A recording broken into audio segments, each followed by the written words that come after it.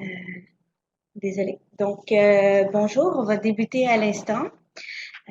Bienvenue à tous à la conférence d'aujourd'hui, donc présentée par la Société de la SLA du Québec. Je me présente, je m'appelle Nadine Abra, donc intervenante psychosociale de la Société, et je vais être votre modératrice pour le webinaire d'aujourd'hui. Donc, aujourd'hui, nous présentons Dr. Marcelet, qui va parler des dons d'organes et de tissus. L'actualité ici au Québec, donc l'état de la situation et comment procéder. À l'instant, j'aimerais aussi souligner en même temps la Semaine nationale des dons d'organes et de tissus. Bien ici, oui, au Canada. Donc, c'est du 22 au 28 avril 2018. Et nous avons la chance de recevoir en fait Dr. Marcelet pour discuter avec nous aujourd'hui de ce sujet d'actualité. Donc, merci, bienvenue. Bonjour à tous aussi, ceux qui nous suivent à la maison. Je vais avant tout juste présenter notre conférencier d'aujourd'hui. Donc, Dr. Marcelet, qui est interniste et intensiviste au CIUS de Nord de l'île de Montréal et professeur agrégé de clinique à la Faculté de médecine de l'Université de Montréal. Le docteur, en fait, a débuté sa pratique en médecine interne et en soins intensifs à l'hôpital du Sacré-Cœur de Montréal en 1995. Il a reçu comme titre de pratique exemplaire en matière des dons d'organes décernés par Agrément Canada en 2004, 2007 et en 2014. Il est récipiendaire d'un prix honorifique décerné par Transplant Québec en 2006 et en 2010 pour son dévouement aux dons d'organes. Enfin, Dr. Marcelet est créateur du Centre régional de prélèvement d'organes de l'Hôpital du Sacré-Cœur de Montréal.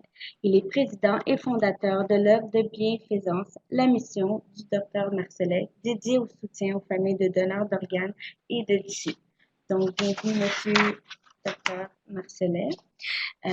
Avant de lui céder la parole, pour ceux et celles qui nous suivent à la maison, euh, vous allez voir à gauche, en fait, une petite boîte pour poser vos questions.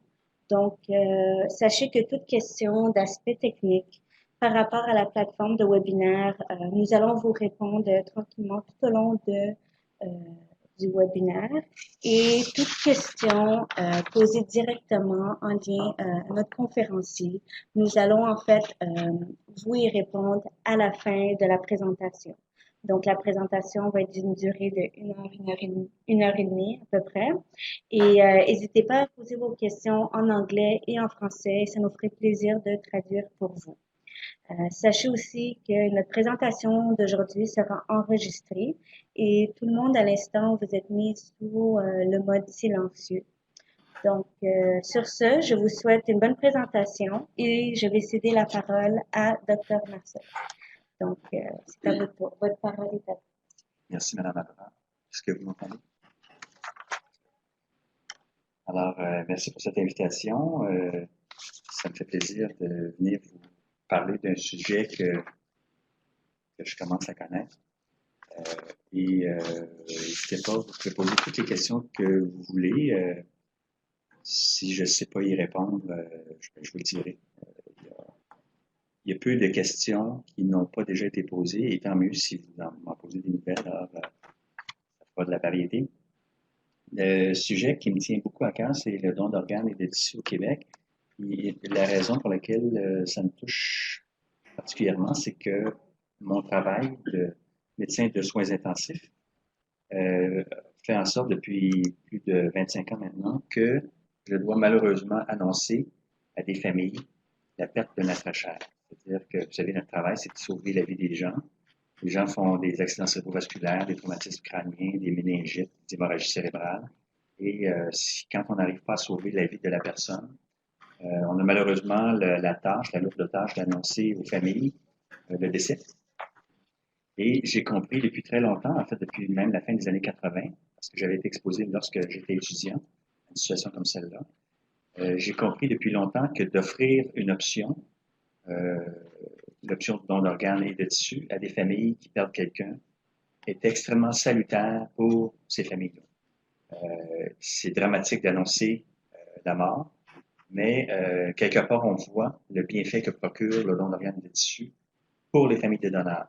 Et souvent, je vais mentionner que si je suis autant impliqué, c'est pas tant pour les receveurs que pour le bienfait que procure le don d'organes de tissu aux familles de donneurs, parce que c'est les gens auxquels moi je suis exposé.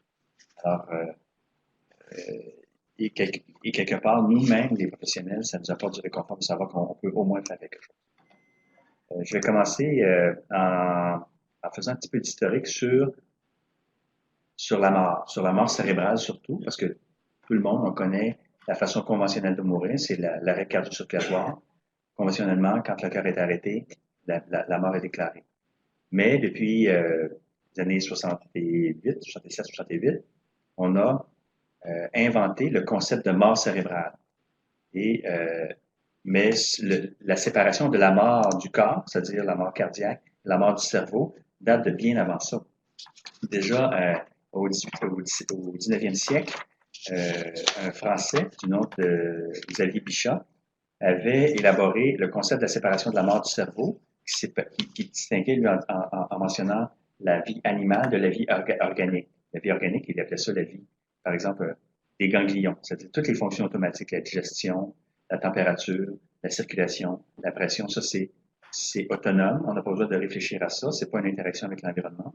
Et la vie animale, c'est-à-dire toute interaction avec l'espace extérieur, communication, motricité, motricité volontaire, décision, réflexion, ça c'était la vie animale. Déjà, lui avait fait cette distinction-là.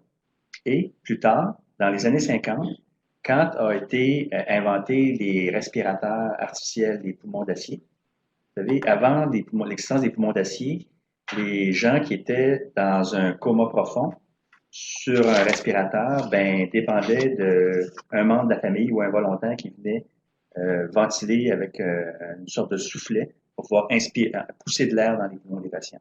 S'il n'y avait pas le volontaire qui poussait l'air avec le soufflet, ben, les personnes ne pouvaient pas être ventilées jusqu'à l'invention du poumon d'acier.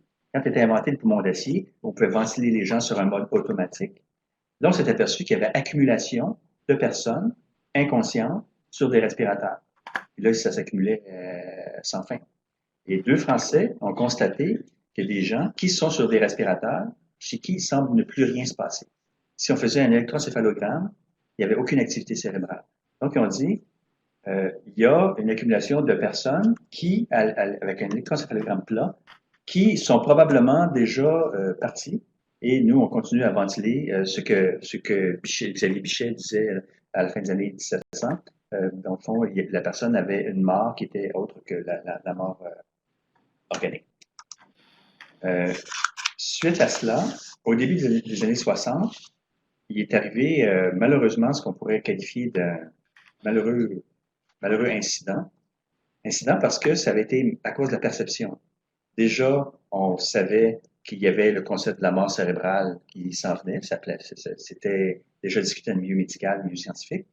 Et en Suède, on avait osé faire une transplantation d'un organe, d'un rein, d'une dame qui était apparemment en mort cérébrale. Mais comme la mort cérébrale n'était toujours pas acceptée, ça avait soulevé un tollé de protestations en Suède et il y a eu un moratoire sur le don d'organes en Suède. Et malheureusement, la Suède est restée en arrière pendant quelques décennies à cause d'un tel incident. C'est pour dire que le don d'organes ne peut pas se permettre le luxe d'un incident de perception parce que ça fait reculer la cause et les gens vont ensuite prêter des intentions aux médecins qui vont diagnostiquer un décès.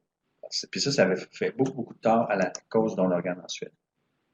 Un peu plus tard, en 67, Christian Barnard, ça c'est le cas célèbre où il y a eu la première transplantation cardiaque par Christian Barnard, un chirurgien cardiaque qui est devenu célèbre grâce à ça, en Afrique du Sud. Et à ce moment-là, le concept de mort cérébrale n'était pas encore officiellement accepté, mais lui, il avait pris ses précautions, il avait pris soin de se faire déclarer la personne en mort cérébrale, entre guillemets, par un neurochirurgien, mais il avait tout de même attendu l'arrêt cardiaque, c'est-à-dire la façon conventionnelle de mourir à l'époque, pour donner des organes, avant de prélever. Donc, il a attendu l'arrêt du cœur et il l'a prélevé, il l'a transplanté. C'était le cœur d'une jeune femme de 24 ans. Puis moi, souvent, je ne fais pas que relater cette anecdote, mentionner cette anecdote-là, mais j'en profite pour souligner le fait que il a fallu un père, c'est une femme de 24 ans, qui est décédée en traversant la rue, et sa mère est décédée en même temps qu'elle. Les deux sont décédés en même temps. Et le survivant, c'est-à-dire le père, a eu le courage d'accepter, de concevoir qu'il y avait une mort du cerveau et d'accepter qu'on prélève les organes de sa fille, alors que c'était au tout début. Ça prend beaucoup de courage et beaucoup d'abnégation et beaucoup d'altruisme pour permettre cette chirurgie cardiaque qui avait le but de sauver la vie de quelqu'un. C'est un an plus tard, et tout ça pour vous dire que là ici, on avait apparemment prélevé un cœur, transporté un cœur d'un patient qui était en mort cérébrale, mais on avait quand même attendu le décès cardio-circulatoire. Ça pour dire que avant le concept de mort cérébrale, avant qu'on dise qu'un patient est en mort cardiaque et avec cœur battant, il y avait des transplantations d'organes dans les années 60. Les transplantations d'organes ne se faisaient que par le décès conventionnel, arrêt cardio-circulatoire, et malheureusement, quand il y a arrêt cardio-circulatoire, les organes sont en souffrance, les organes sont en arrêt circulatoire, et si les organes sont en arrêt circulatoire, ils se détériorent rapidement, à 37 degrés, c'est notre température, donc les organes se détériorent. Le temps de faire le prélèvement et de transplanter, ces organes-là se sont tellement détériorés qu'ils fonctionnent très mal ou pas chez les receveurs. Donc, la transplantation d'organes fonctionnait mal, fonctionnait pas bien. Quand est arrivé en 68 les critères de Harvard, un petit peu avant les critères de Harvard, en France, on avait déjà accepté officiellement la mort cérébrale, justement pour éviter qu'il y ait des poursuites aux criminels chez des médecins, parce qu'on savait que c'était accepté. On avait accepté la mort cérébrale comme étant un diagnostic officiel et légal de décès. Quelques mois plus tard, au mois d'avril, les critères de Harvard ont été publiés où on concevait qu'une personne pouvait déclarer décédée sur des critères qui incluaient l'absence d'activité électrique, c'est-à-dire on faisait un électroencéphalogramme, c'est pour savoir qu'il n'y a aucune activité électrique. Il n'y avait aucune réactivité à l'examen neurologique. Il faut faire attention parce que là, vous allez voir toutes sortes de vidéos. Vous allez voir sur YouTube des vidéos de patients qui sont en mort cérébrale. D'ailleurs, on a vu, ça fait la manchette des journaux il y a 3 semaines, un mois en Ontario. J'ai même été appelé par la dame de la presse pour me demander de commenter là-dessus. Parce que une personne en mort cérébrale peut avoir certains réflexes. On y reviendra plus tard. Donc, aucune réactivité à l'examen, activité organisée et appropriée à l'examen neurologique, absence de réponse à la douleur, disparition des réflexes, de tous les réflexes des nerfs crâniens, des 12 nerfs crâniens, mais je peux vous dire tout de suite qu'on vérifie 11 des 12 nerfs crâniens. Il y a un nerf crânien qu'on ne peut pas vérifier. Et l'absence de respiration. Donc, un patient en mort cérébrale ne respire pas. Et selon ces critères-là, si le patient correspond à tous ces critères-là, à ce moment-là, il peut être déclaré en mort cérébrale. La mort cérébrale, c'est un diagnostic de décès, même si le cœur bat toujours. Alors, moi, quand j'ai un patient en mort cérébrale, le moment où j'ai fait mon examen clinique, l'heure du décès, c'est l'heure de mon examen clinique, même si le cœur bat, même s'il a une pression, même s'il a une température, même s'il urine, et même si on le nourrit. C'est justement ce concept de la séparation de la mort du cerveau avec le reste. À la même époque en 68, suite à la publication des critères de Harvard, l'Association médicale mondiale avait aussi solidairement accepté le concept de mort cérébrale et c'était accepté à peu près partout dans le monde, sauf quelques exceptions. Exception, je peux vous la mentionner tout de suite. Au Japon, pour une raison culturelle, on n'acceptait pas le concept de mort cérébrale. Et je peux vous dire que le Japon n'a pas accepté le concept de mort cérébrale jusqu'à la fin des années 90. Et ça a été en même temps un inconvénient, bien entendu, pour la disponibilité d'organes à transplanter, mais aussi un avantage pour aujourd'hui. Je vous expliquerai tantôt quand on parlera du don d'essai cardio-circulatoire. Donc, il faut comprendre que dans le cerveau, les fonctions du cerveau sont distribuées en fonction des propriétés, des propriétés anatomiques. Et au niveau des hémisphères, le cerveau peut être séparé en 2 ou 3, mettons, des hémisphères cérébraux, c'est-à-dire le cortex. C'est la perception, c'est la conscience, c'est la motricité volontaire. C'est là où vous réfléchissez, c'est là où vous prenez la décision de bouger la main, bouger le bras, de parler. Le centre du langage, l'initiation du langage et la construction du langage se fait au niveau des hémisphères. Donc ça, c'est la partie, les fonctions mentales supérieures. Et au niveau du tronc, le tronc est un endroit où convergent l'ensemble des faisceaux qui proviennent du cortex. Ils vont tous passer par le tronc. Et le tronc a aussi des fonctions, des noyaux, qui vont assumer des fonctions organiques. Exemple, tous les réflexes, vous n'avez pas à penser à ça, mais les réflexes pupillaires, les réflexes cornéens, puis ça, c'est du jargon de médecine, mais vous savez, la pupille, quand elle réagit à la douleur, vous voyez quelqu'un qui va, euh, il va éclairer les yeux d'une personne avec une lampe de poche. Ben, nous, ce qu'on voit, c'est la constriction pupillaire. Le réflexe cornéen, c'est cette réaction quand vous recevez une goutte dans l'œil, vous allez cligner de l'œil. Ça, c'est un réflexe que vous ne pouvez pas empêcher, même volontairement. Alors, même une personne qui mime un coma ou qui mime une paralysie, nous, c'est des trucs on peut savoir si c'est vrai ou s'il y a un déficit ou si le déficit est réel ou pas. Les réflexes oculocéphaliques, c'est le mouvement des yeux. Le mouvement des yeux est adapté au mouvement de la tête et c'est impossible, même volontairement, d'empêcher ça. Alors, nous, on peut vérifier la profondeur d'un coma. Même un patient qui est dans le coma, par exemple, si son cerveau n'est pas atteint, si son tronc cérébral n'est pas atteint, on peut bouger la tête et voir les mouvements des yeux appropriés, donc voir que les yeux fonctionnent correctement. La mécanique de la motricité oculaire fonctionne correctement en fonction des mouvements de la tête. Oculocalorique, ça c'est, nous, on injecte de l'eau froide dans l'oreille de la personne, de la personne en mort cérébrale. Et le réflexe normal, si j'injecte de l'eau froide, les yeux devraient dévier vers l'oreille où j'ai injecté l'eau froide. Et ça encore là, même un patient en coma profond, si son tronc cérébral n'est pas atteint, les yeux vont dévier. Alors, le coma ne peut pas mimer la mort cérébrale. C'est toutes des choses qui est bien connues ça, en physiologie, en neurophysiologie. Le réflexe de tout, vous savez, si je vais aspirer, parce que nécessairement les patients sont sur respirateur, nous, on peut insérer un petit cathéter, pour exemple, pour aller aspirer les sécrétions. Le réflexe de tout est impossible à empêcher aussi, à moins que le patient soit curarisé, qu'on ait donné un médicament pour abolir tout mouvement musculaire. Mais nous, on le sait si on donne des curares ou non aux patients, et on peut même vérifier si le patient a des curares ou non. Alors, on a des tests neuromusculaires pour vérifier ça. Donc, le réflexe de tout est aboli. Et le réflexe pharyngé, c'est-à-dire le réflexe nauséeux. Vous savez, quand on va toucher derrière le palais mou avec un abaisse-langue, la personne va avoir un réflexe de nausée, réflexe de gag réflexe. Et ça aussi, c'est vérifié. Et la réponse motrice à la douleur. C'est-à-dire que quand on fait l'examen clinique, je fais exprès de vous détailler ça parce que c'est pour vous dire à quel point les médecins sont très méticuleux et c'est très standardisé. C'est pas une impression vague du médecin qui pense que le patient est décédé. Et je peux vous dire, les médecins qui n'ont pas l'expérience et qui, malheureusement, pourraient faire l'erreur de dire, oui, oui, il est en mort cérébrale, lorsqu'on fait l'examen en détail, on s'aperçoit il est ou non en mort cérébrale. Et on peut vraiment faire cette distinction-là et éviter toute erreur. Et les médecins qui font le diagnostic de décès neurologique sont des médecins qui ont cette expérience-là. Donc, il n'y a pas de place à l'erreur lorsqu'on fait affaire avec deux médecins qui vérifient ces critères-là et qui ont l'expérience avec le diagnostic de mort cérébrale. Et puis, il y a d'autres choses à vérifier. Quand on fait le diagnostic de mort cérébrale, on doit, nous, s'assurer, ça fait partie des tâches, s'assurer qu'il n'y a pas de facteur confondant.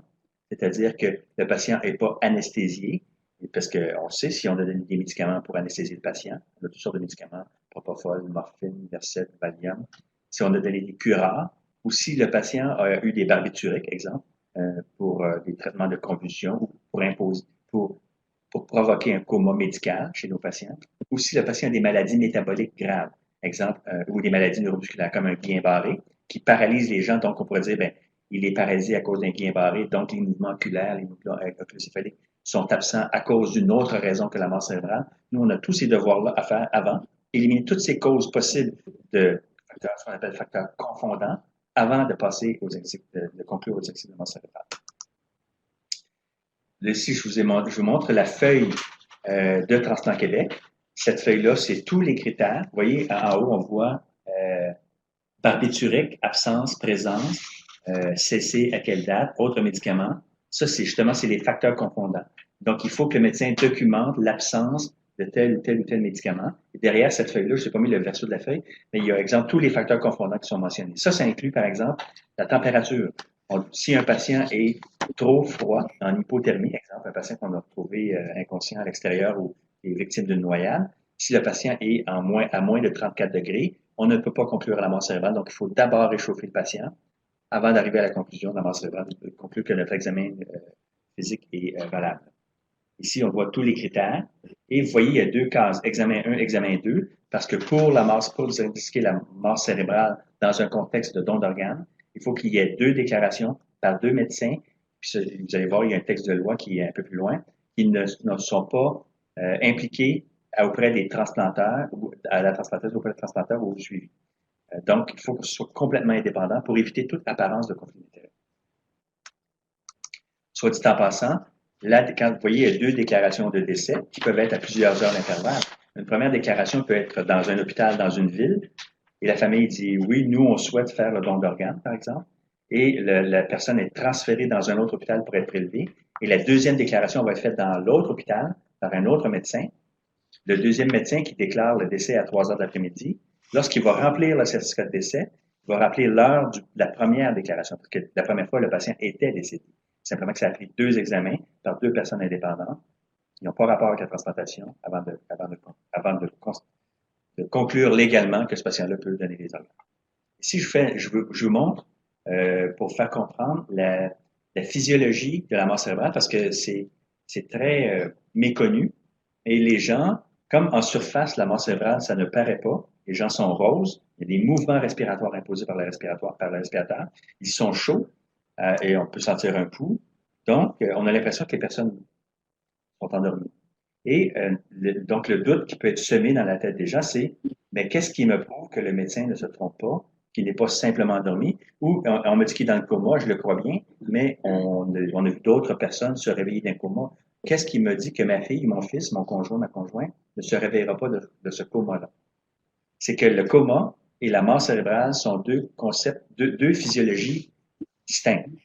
Ici, vous voyez, sur la photo de gauche, vous voyez, c'est une angiographie cérébrale. Une angiographie cérébrale, c'est qu'on injecte un colorant dans les artères, et ce colorant-là est radio-opaque, c'est-à-dire rend les artères opaques au rayon X, ce qui fait qu'on voit le contour interne des artères quand on fait un rayon X.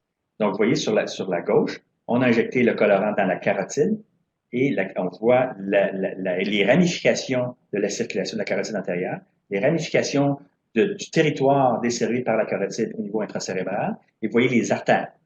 Et la photo de droite, on a fait la même injection, et vous voyez, il n'y a rien dans la boîte crânienne. Pourquoi le sang n'entre pas dans la boîte crânienne sur la photo de droite? C'est pas une photo qui a été prise simplement trop précocement, c'est simplement que le colorant n'entre pas dans la boîte crânienne pour une raison bien simple. C'est que la mort cérébrale, c'est une hypertension intracrânienne. C'est une augmentation de la pression dans la boîte crânienne qui est supérieure à la pression artérielle. Vous savez, la circulation, c'est des battements du cœur, qui est une pompe, qui génère une pression, qui génère un débit, qui fait circuler le sang dans nos vaisseaux. Un petit peu, c'est de la plomberie. C'est une pompe qui pousse du sang dans les vaisseaux. Cette circulation-là dépend de la pression artérielle. Dans notre jargon, vous savez, la tension artérielle, il y a la systolique, la valeur élevée, et il y a la diastolique, la valeur en bas. Et nous, aux soins intensifs, souvent, on va dire la tension artérielle moyenne. Il y a une moyenne entre la systolique et la diastolique. Et cette moyenne-là, c'est cette pression-là qui génère la circulation. Imaginez maintenant, si la pression intracrânienne est supérieure à la pression artérielle, si la pression dans la tête est au-dessus de la pression artérielle, le sang ne peut pas entrer dans la boîte crânienne. L'exemple que je donne souvent aux étudiants en médecine, c'est si vous donnez un coup de marteau sur le pouce peut venir aussi gros que vous voulez. Ça s'appelle la réaction inflammatoire. Il n'y a rien qui empêche le pouce d'enfler. La réaction inflammatoire fait en sorte qu'il y a une sortie, une extravasation des liquides des vaisseaux avec des médiateurs de l'inflammation, puis là, ça vient tout enfler. Mais le cerveau, lui, il est confiné dans une boîte rigide, comme du bois. Donc, le cerveau ne peut pas enfler comme le pouce parce que la boîte crânienne qui bloque ça. Et si il ne peut pas augmenter de volume, c'est la pression qui va augmenter. Et la pression va augmenter jusqu'au point où elle va dépasser la pression artérielle. Et en dépassant la pression artérielle, il y a arrêt circulatoire. Le sang ne peut plus entrer dans la boîte crânienne. Donc, si le sang est arrêté dans la boîte crânienne, en surface, ça ne paraît pas. Le cerveau, lui, est en absence, il n'y a pas de circulation. Et ce cerveau-là est en train de mourir à partir du moment où il y a arrêt circulatoire. Quand ça fait 5 minutes, déjà, il a commencé à mourir. Quand ça fait 1 heure, les cellules sont en train de se désintégrer. Et quand ça fait 6 heures, 12 heures, 24 heures, souvent, l'exemple que je vais donner aux gens, c'est si on ouvre la boîte crânienne d'une personne qui est en mort cérébrale depuis 24 heures, c'est pas un cerveau dormant, c'est pas un cortex cérébral dormant que vous allez trouver. C'est un cerveau liquéfié. C'est des cellules désintégrées parce que toutes les membranes cellulaires, toute la physiologie normale de régulation des entrées et sorties, des électrolytes et tout ça, c'est tout, ça a arrêté de fonctionner et les cellules ont explosé. Parce qu'en physiologie, les cellules, elles doivent réguler leur métabolisme et gérer les entrées et sorties de liquide Sinon, les cellules, comme un globule rouge, comme un globule blanc, comme n'importe quelle cellule, vont mourir et se désintégrer. Donc, vous voyez ici, concrètement, lorsqu'on ne peut pas conclure à la mort cérébrale par les examens que je vous ai montrés tantôt, on procède à une angiographie cérébrale qui confirme l'absence de circulation. Ici, vous voyez l'exemple par une angiographie cérébrale. Et la diapo suivante, c'est l'exemple par une scintigraphie cérébrale. Cet examen-là, c'est pas en rayon X, c'est en médecine nucléaire. On peut faire l'un ou l'autre, les deux sont valables. Et si j'injecte un produit qui va là où il y a de la circulation, alors nous, les caméras vont capter des radiations, de l'émission de radiation partout dans le corps. Partout là où il y a de la circulation. Vous voyez en haut, où il y a de la circulation, le cerveau, c'est richement vascularisé. Donc, les trois photos d'en haut, on voit que de la circulation au niveau du cerveau. Et les trois photos d'en bas, on voit qu'il y a pas, il y a de la circulation partout. C'est-à-dire, on voit la figure, on voit le nez. Vous savez, à gauche, en bas à gauche, on voit le nez qui est particulièrement chaud parce qu'un nez, c'est bien vascularisé. On voit les parotides de chaque côté. On voit que c'est chaud, c'est-à-dire dans notre jargon, on voit qu'il y a émission de radiation, et dans le cerveau, il n'y a rien. Ça aussi, on peut conclure à la mort cérébrale par absence de circulation cérébrale. Ça, c'est la loi que je vous mentionnais tantôt. Dans le contexte de don d'organes, le prélèvement ne peut être effectué avant que le décès n'ait été constaté par deux médecins qui ne participent ni au prélèvement ni à la transplantation. Pour justement éviter que si on dit, ben oui, on sait bien, il est dans un hôpital où on fait de la transplantation, les médecins vont vouloir avoir des organes, justement pour éviter, parce que les médecins sont très sensibles à ça, premièrement. Deuxièmement, vous avez un intensiviste, la mission qui s'est donnée dans la vie, c'est de sauver son patient. C'est pas de trouver des organes pour d'autres personnes. Alors, la priorité de tout intensiviste, c'est de sauver la vie de son patient. Malheureusement, lorsqu'il n'a pas réussi à sauver la vie, il doit expliquer à la famille que la personne est décédée. Il existe cette option-là, don d'organes, et la plupart des intensivistes ont compris que d'offrir cette option-là peut apporter du réconfort aux familles dans le malheur qu'il est. Ici, c'est un autre texte de loi qui est plus récent, qui est en 2010, qui est adopté en 2010, où maintenant, justement pour éviter que des médecins ou des professionnels passent à côté ou ne fassent pas cette offre-là aux familles. Il y a une loi qui impose aux professionnels de la santé, devant toute mort imminente, de vérifier la volonté de donner. C'est-à-dire que si j'ai une personne qui est en mort imminente ou en mort récente, j'ai le devoir de vérifier auprès de Transplant Québec et auprès de la RAMQ, en fait, c'est auprès de Transplant Québec et AMA Québec. Ces deux organismes-là peuvent vérifier auprès de la RAMQ et auprès de la Chambre des notaires du Québec. Il y a des registres où les gens se sont enregistrés pour dire oui, je veux être donneur d'organes ou non, je ne veux pas être donneur. À la Chambre des notaires, c'est oui ou non. Et au registre de la RAMQ, c'est oui ou abstinence. Et si en vérifiant, on dit nous, on vérifie, par exemple, puis on dit, ah, bon, ben, ici, Madame Untel avait signé sa carte, elle avait manifesté le désir à la RAMQ de donner ses organes. Nous, on informe la famille. Votre sœur ou votre fille est décédée, elle avait signé sa carte. Puis là, ben, la famille a une décision à prendre, c'est-à-dire accepter ou non que l'on procède au prélèvement d'organes. Question qui va probablement vous venir en tête, c'est pourquoi on demande l'avis de la famille si la personne avait signé sa carte et si une famille peut renverser la décision d'une personne. La réponse, c'est oui, une famille peut renverser la décision. Puis pour comprendre la pertinence de ça, il faut se mettre en contexte. Si, par exemple, vous perdez votre fille a signé sa carte, elle voulait donner ses organes, je vous mentionne ça, et vous êtes dans un état émotionnel indescriptible, et vous me dites, docteur, il n'est pas question que vous touchiez à ma fille.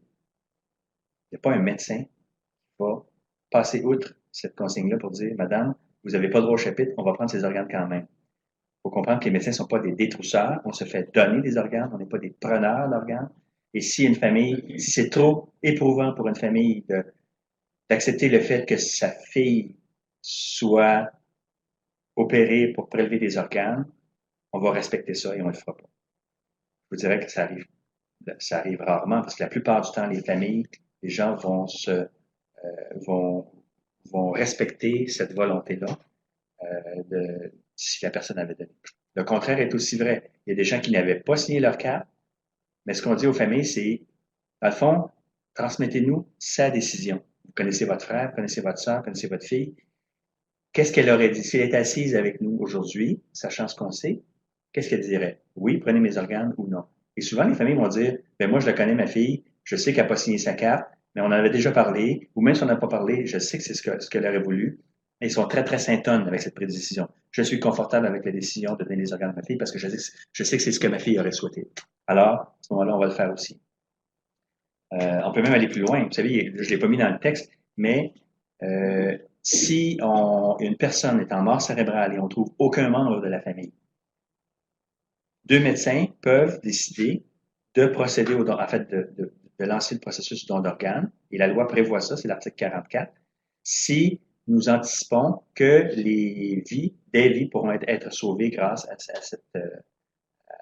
cette initiative-là. OK. Maintenant, la diapo suivante. Qui peut donner ces organes? Je pense que c'est une question qui vous touche beaucoup. En fait, souvent, je vais répondre tout le monde. Tout le monde peut donner ses organes, sauf exception. Donc, il ne faut pas voir, probablement que je ne peux pas donner.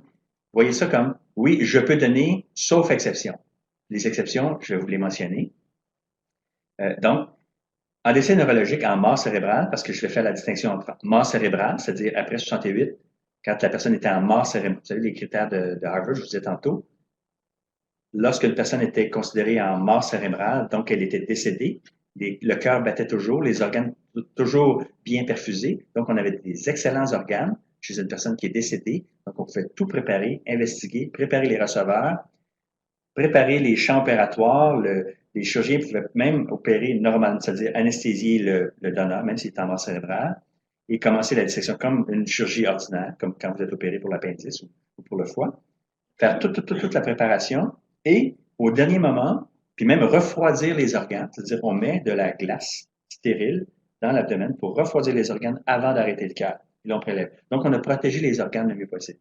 Ça, cette catégorie de donneurs-là, en mort cérébrale, est tellement supérieure à la première catégorie où le cœur était arrêté, les organes étaient en souffrance, qu'à partir de 68, les donneurs d'organes étaient devenus majoritairement des patients en mort cérébrale parce qu'on avait des organes de bien meilleure qualité. Les transplanteurs disaient, bien, là, on a une abondance d'organes en excellente qualité, d'excellente qualité, comparé à la première catégorie où les organes avaient souffert et on se demandait s'ils étaient pour fonctionner ou non chez les receveurs. Donc, il y avait quelque part tacitement un moratoire sur l'utilisation des donneurs d'organes en décès cardio-circulatoire, la première catégorie. Donc, si on y va maintenant avec la catégorie des personnes en décès neurologique, qui peut donner? Les personnes de tout âge. Tout âge, ça veut dire, parce que moi, souvent, les gens ont dit, ben moi, j'ai 70 ans, il n'y a plus rien de bon, je ne peux plus donner. Moi, j'ai 75 ans, il n'y a plus rien de bon, je ne peux plus donner. Je peux vous raconter une anecdote que je raconte souvent parce qu'elle est très frappante. Le donneur le plus âgé au Canada avait 88 ans. Et c'est pas parce que 88 ans est un âge limite, c'est parce que actuellement le donneur le plus âgé avait 88 ans. Et l'histoire est la suivante. Une jeune Québécoise de 18 ans s'en va travailler chez son oncle en Ontario. Elle est à Toronto. Elle perd conscience dans un parc. Un passant la trouve, l'assoit sur un banc, en fait, l'installe sur le banc de parc et appelle le 911. Elle est hospitalisée. On constate à une hépatite fulminante. Ça veut dire que le foie ne fonctionne plus. Il n'y a pas de machine qui remplace la fonction du foie. C'est pas comme un cœur où on peut mettre une personne sur un cœur mécanique ou une insuffisance respiratoire, on peut mettre une personne sur un respirateur. Il n'y a pas d'appareil qui peut remplacer la fonction du foie. Et si on n'a pas un foie en 6 à 12 heures, la personne meurt. C'est dramatique. C'est très, très spectaculaire. La détérioration d'une personne qui est en hépatite fulminante. La jeune fille a 18 ans, ça prend un foie en 6 à 12 heures. Il n'y a pas de foie qui se présente en 6 à 12 heures. Sauf un monsieur de 88 ans. Mais là, on n'est pas pour transplanter un foie de 88 ans à une jeune femme de 18 ans. Mais si on ne la transplante pas, elle meurt. Alors, les transplanteurs se sont dit, ben, on va prendre le foie de 88 ans en attendant d'avoir un meilleur foie pour la retransplanter dans 1 jour, 2 jours, 3 jours. Encore là, ici, je vais souligner le fait qu'il a fallu qu'une famille d'un monsieur de 88 ans accepte de donner le. Parce que souvent, avec l'âge, les gens vont dire, ben là, il a assez travaillé, il a assez souffert, il a assez connu, laissez-les tranquilles. Mais ici, on avait une famille ouverte d'esprit qui a dit, oui, si ça peut sauver quelqu'un, s'il vous plaît, faites-le.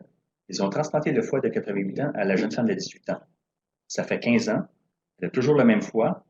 Elle a marié le monsieur qui l'a trouvé dans le parc et elle a 3 enfants. Ça veut dire que son foie est rendu à 103 ans maintenant.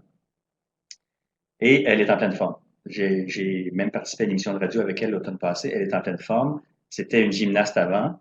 Je peux vous dire, pour moi, qu'elle pourrait nous faire rougir de honte, plusieurs d'entre nous. C'est dire que même si un foie a 88 ans, il ne faut pas d'emblée considérer qu'il n'est pas donneur ou le foie n'est pas... Parce qu'un foie, ça se régénère, donc s'il n'était pas malade, ça fonctionne. Je peux vous dire que plus récemment, nous, à l'hôpital Sacré-Cœur, on a eu un donneur de poumon de 84 ans. Ça aussi, c'était un record. Des donneurs de reins de 84 ans.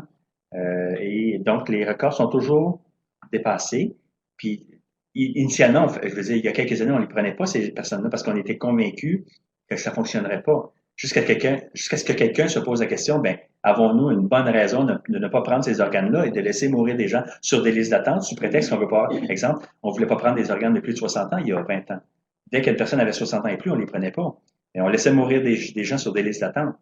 Mais moi, je peux vous dire que, exemple, vous savez, un des meilleurs joueurs de la Ligue nationale, c'était Guy Lafleur et il fumait. Alors, même un fumeur peut avoir d'excellents poumons. Alors, il ne faut pas exclure d'emblée une personne parce qu'il est fumeur, parce que, vous savez, il était quand même capable de, de donner pied à bien des gens, du point de vue performance physique et sportive.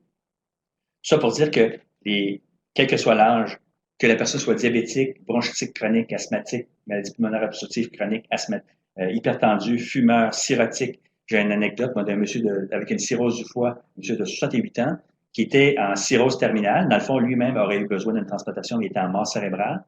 Quand le médecin m'a appelé, il m'a dit, Pierre, je t'appelle parce que je sais bien qu'il faut bien que je t'appelle, mais tu vas me dire qu'il n'est pas donneur. Je dis, ben, on ne sait jamais. Il dit, bon patient, il a une cirrhose terminale. Ben, c'est sûr que le foie était plus bon, mais le cœur et les reins étaient parfaits. Alors, il y a eu un receveur de cœur et deux receveurs de reins. Le monsieur cirrhotique de 68 ans, puis le cœur est en parfait état. Donc, il faut, je pense qu'on a le devoir et l'obligation de ne pas exclure un donneur sur des préjugés ou sur une perception de probablement qu'il n'y aura pas d'organe de bon. Un patient qui est coronarien, exemple, qui a eu des pontages ou qui a déjà fait des infarctus, ben, on sait bien que le cœur ne sera pas transplantable, mais le foie peut être parfait, les poumons peuvent être parfaits. Vous savez qu'un donneur d'organes, c'est 8 receveurs potentiels. Donc, même si vous êtes malade d'un ou deux organes, il y a d'autres organes qui peuvent être très, très bons et sauver la vie de gens. Les personnes insuffisantes rénales dialysées. Une personne peut être en sous-dialyse depuis des années, puis finalement mourir de l'hémorragie ou de quelconque raison, et être donneur aussi de d'autres organes que les reins. Et j'ai fait exprès ici de mentionner une personne atteinte de sclérose latérale amyotrophique, parce que la question, elle est souvent posée. Est-ce qu'une personne atteinte de maladie de Lou Gehrig peut être donneur d'organes? Et même des professionnels ne savent pas que c'est possible. Et même des professionnels pourraient dire non, c'est pas possible, alors que c'est pas ça. Des personnes en mort cérébrale sont donneurs d'organes depuis plusieurs années. Et juste pour vous raconter, parce que j'en ai parlé avec un de mes collègues, le directeur des affaires médicales et scientifiques de l'Agence de biomédecine à Paris. Puis lui, il m'a envoyé les données qu'il a en France depuis 2003. Les données, moi, c'est des données qui m'a envoyé au mois d'octobre. Ils ont eu 8 donneurs, 23 organes transplantés de personnes atteintes de sclérose latérale amyotrophique et aucun incident depuis. Là, on a un recul depuis 2003. Okay? Donc, il n'y a pas de transmission de la maladie. Oui, il y a un risque théorique parce on connaît mal encore la physiologie de ces maladies-là, les maladies à dégénérescence lente, système nerveux central. Il y a des hypothèses. On fait des parallèles avec d'autres maladies comme l'Alzheimer, maladie de Parkinson ou d'autres pathologies de cet ordre-là qui ont rapport, par exemple, au prion. Mais même s'il y a ce risque théorique, et d'ailleurs les transplanteurs sont bien au courant, les médecins qui font les transplantations et les spécialistes pour le suivi des personnes transplantées en anti-rejet sont bien conscients du risque théorique. Mais encore là, on pèse les pour et les contre. Et même exemple de la jeune fille de 18 ans avec le foie de 88 ans, on va laisser mourir des gens ou on va accepter un risque théorique alors que l'incident n'est jamais survenu depuis plus de 15-20 ans pour faire une transplantation et sauver la personne. Les contre-indications au don d'organes, une personne qui est atteinte d'un cancer actif. C'est-à-dire que si vous avez eu un cancer, dépendant du type de cancer, pour certains c'est 5 ans, pour d'autres c'est 10 ans, et qu'il a été traité et considéré guéri, vous pouvez être donneur d'organes. Mais si ça fait moins de cette période-là d'approbation, ou si le cancer est encore actif, là, on ne peut pas être donneur d'organes. Il arrive, par exemple, que moi, j'ai des donneurs d'organes, la famille a dit oui au don d'organes, et nous, quand on a un donneur, on fait toujours une investigation, on investigue les organes, les poumons, le foie, les reins, le pancréas et tout ça, et on tombe par surprise sur un cancer que la personne ne savait pas qu'elle avait. Vous savez, c'est comme si on était tombé fortuitement sur un cancer qui était non suspecté à ce moment-là, et on a la, la triste tâche d'annoncer à la famille que malheureusement, il ne peut pas être donneur à cause d'un cancer. Et moi, j'ai été surpris de constater la tristesse, parce que j'ai eu récemment, cet automne, j'ai eu un monsieur de jeune soixantaine, mort cérébrale, la famille avait accepté le don d'organes. La famille avait beaucoup pleuré la mort de leurs proches, de leur père. Le fils et la fille avaient beaucoup pleuré la mort de leur père. Et lorsque, accidentellement, je suis tombé sur, j'ai constaté le cancer de cette personne-là, j'ai annoncé au fils et à la fille que malheureusement, il ne peut pas donner parce que j'ai trouvé un cancer. Et j'ai été surpris de voir le drame que ça a provoqué parce que je me suis dit, bon, mais il est décédé, ils l'ont pleuré et le deuil est en train de se faire. C'est comme s'ils revivaient un deuxième décès. Pour eux, c'était d'une telle tristesse d'apprendre que leur père avait un cancer qui évoluait depuis quelques semaines, quelques mois. Ils ont senti une culpabilité de ne pas avoir su reconnaître cet état de santé chez leur père. Et en même temps, que leur père est décédé maintenant, puis que là, malheureusement, à cause d'un cancer, ils ne pourront pas, il s'est accroché au fait qu'il pouvait sauver l'autre vie. Et c'était très, très, très significatif pour eux. Alors, j'ai compris que c'est pas banal d'annoncer à une famille que la personne était atteinte d'un cancer, même s'il était décédé. Alors, on apprend quand même au bout de 25-30 ans d'exposition comme ça. Et autre contre-indication au don d'organes, c'est une infection non contrôlée. Exemple, si une infection, exemple une pneumonie, on connaît le germe, on connaît la sensibilité aux antibiotiques et on donne le bon antibiotique depuis plus de 24 heures, à ce moment-là, on peut transplanter ces poumons-là, ils vont très, très bien fonctionner parce que si le germe est sensible aux antibiotiques, c'est pas un germe qui est résistant, ça fonctionne très bien. Donc, ça, c'est exemple une personne qui est décédée mort cérébrale à cause d'une méningite. Méningite, c'est une infection grave, mais si on connaît le germe et le traitement antibiotique est efficace, on peut le faire. Donc, lorsqu'elle est contrôlée, on le fait. Lorsque l'infection est non contrôlée, on peut pas, parce que justement, on craint de transplanter l'infection aussi. Et bien entendu, les receveurs sont immunosupprimés, donc très vulnérables. Qui peut donner les tissus? Toute personne âgée de 85 ans et moins. L'âge limite pour les tissus, c'est 85 ans. Exemple, on peut donner les cornées jusqu'à 85 ans. Là, chaque tissu a sa limite d'âge. Exemple, les valves cardiaques, ça va être jusqu'à tel âge. Les tissus osseux, ça va être jusqu'à tel âge. Là, je ne veux pas m'embarquer parce que je les connais pas par cœur, mais exemple, à 70 ans, c'est la limite, par exemple, pour les os. Pour la peau, ça va être 60 ans. Je vous dis ça comme ça, mais il faut vérifier, là. Mais autrement dit, jusqu'à 85 ans, il est possible de donner des tissus. Le don de tissus, contrairement au don d'organes, c'est non planifié. Je m'explique, c'est entre guillemets. Je m'explique.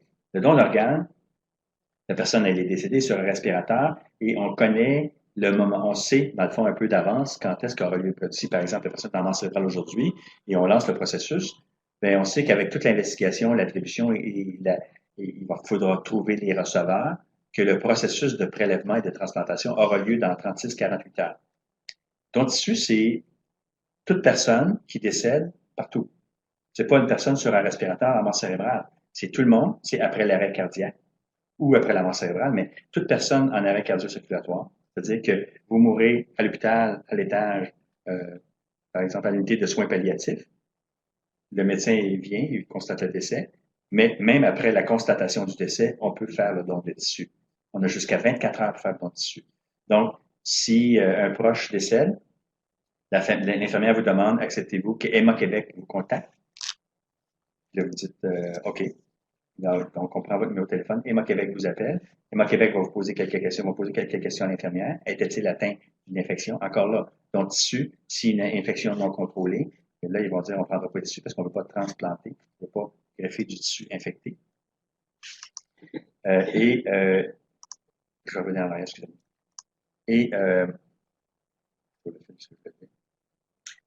Emma Québec va vous téléphoner, va vous poser des questions.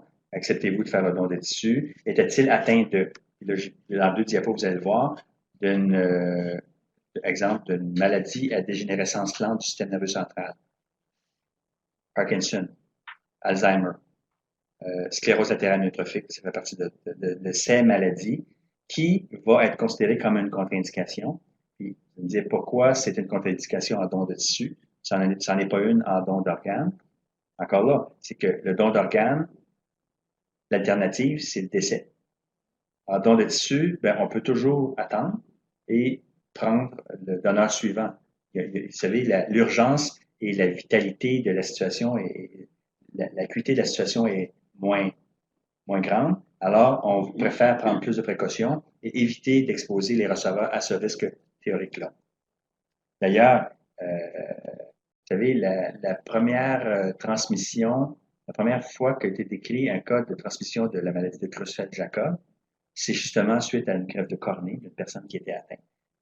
Parce qu'on sait que c'est possible de le faire. Donc, en don de tissu, il y a des précautions particulières qui vont être prises, qui sont différentes que les dons d'organes. Une diapo pour vous parler du décès cardio-circulatoire. Vous savez, je vous disais, avant la mort cérébrale, la façon de donner les organes, c'est toujours après la mort. Les organes, on parle des organes et non pas des tissus. Toujours après la mort. Mais avant la mort cérébrale, il n'existait qu'une façon de mourir, c'est la mort cardio-circulatoire. Je vous ai mentionné tantôt que les Japonais, eux, n'avaient pas accepté le concept de mort cérébrale.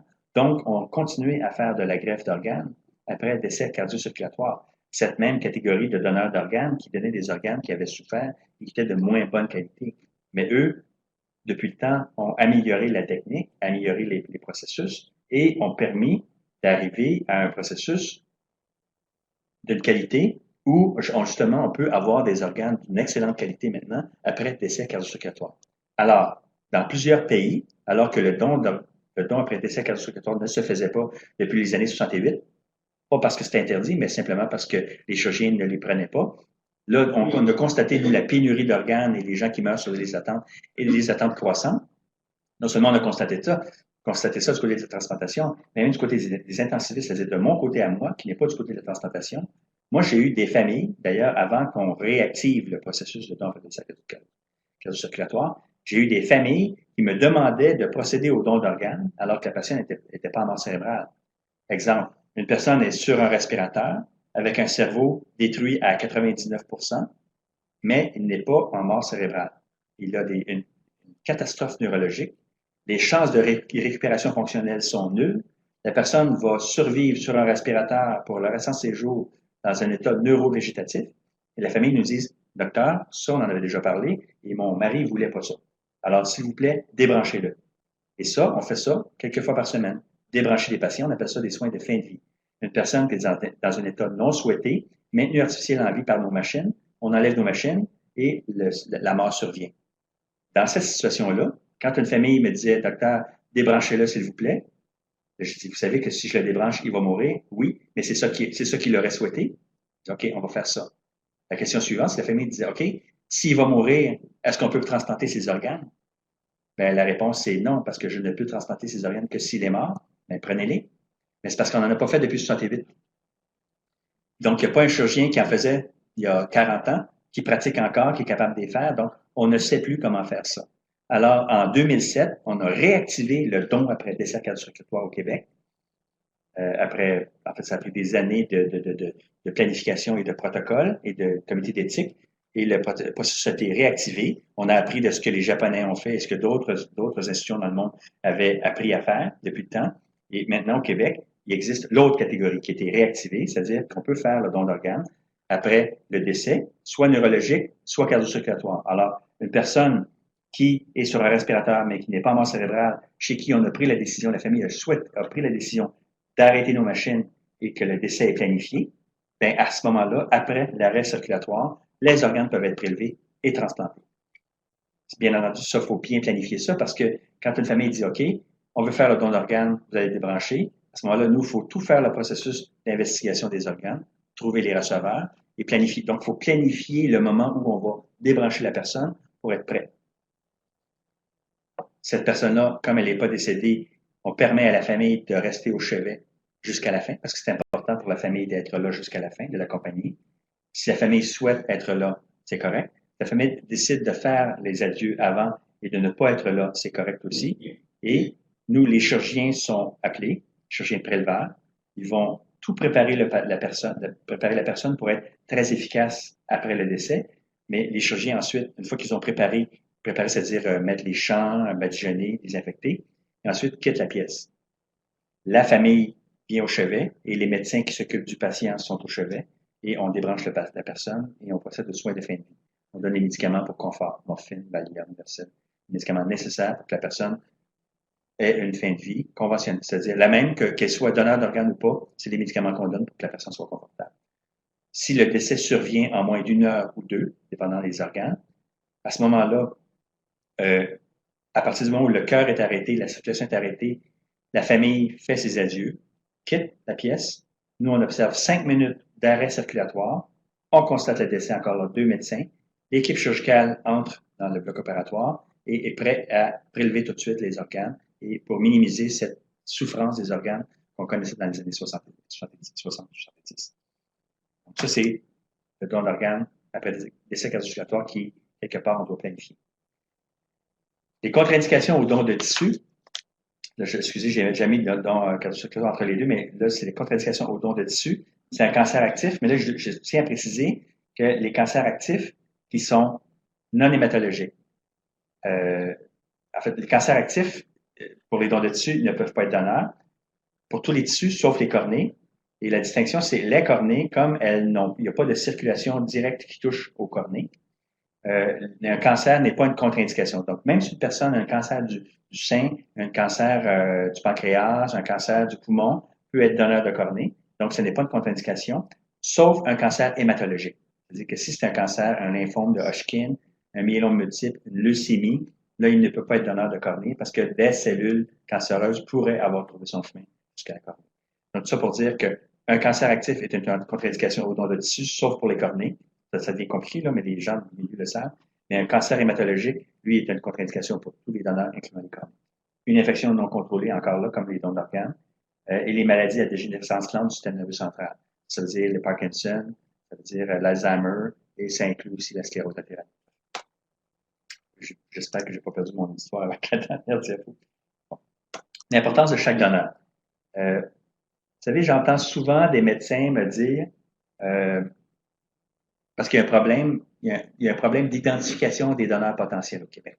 Même s'il y a une loi qui nous oblige à le faire, tous les donneurs potentiels ne sont pas identifiés et l'option n'est pas offerte à toutes les familles. Et quand un donneur a été manqué par un médecin, souvent le médecin va me dire « Ah, Pierre, je suis désolé, ben écoute, c'est pas grave, on fera le prochain. Je te promets de pas manquer le prochain. » Et là, ça c'est une phrase que j'ai entendue très, très, très souvent. Là, je me dis « Mais combien de décès tu déclares par année pour me dire on fera le prochain? » Parce que les donneurs d'organes sont tellement rares, la mort cérébrale, c'est tellement rare que ça prend des centaines de déclarations de décès avant de me dire que tu vas rencontrer ton prochain donneur. Alors, c'est pas banal. La mort cérébrale, c'est 1,3% des décès, parce que la majorité de nos donneurs, c'est des patients en mort cérébrale. Mais attention, les 1,3% des décès ne sont pas tous des donneurs, parce que le taux d'identification, c'est 80%. C'est-à-dire qu'on n'identifie que 80% de 1,3% des décès. Et après ça, une fois qu'il est identifié, l'option est offerte à la famille et le taux de consentement est autour de 60-65%. Alors, si il y a 65% de consentement de 80% de 1,3% des décès, là, c'est plus 1%, là.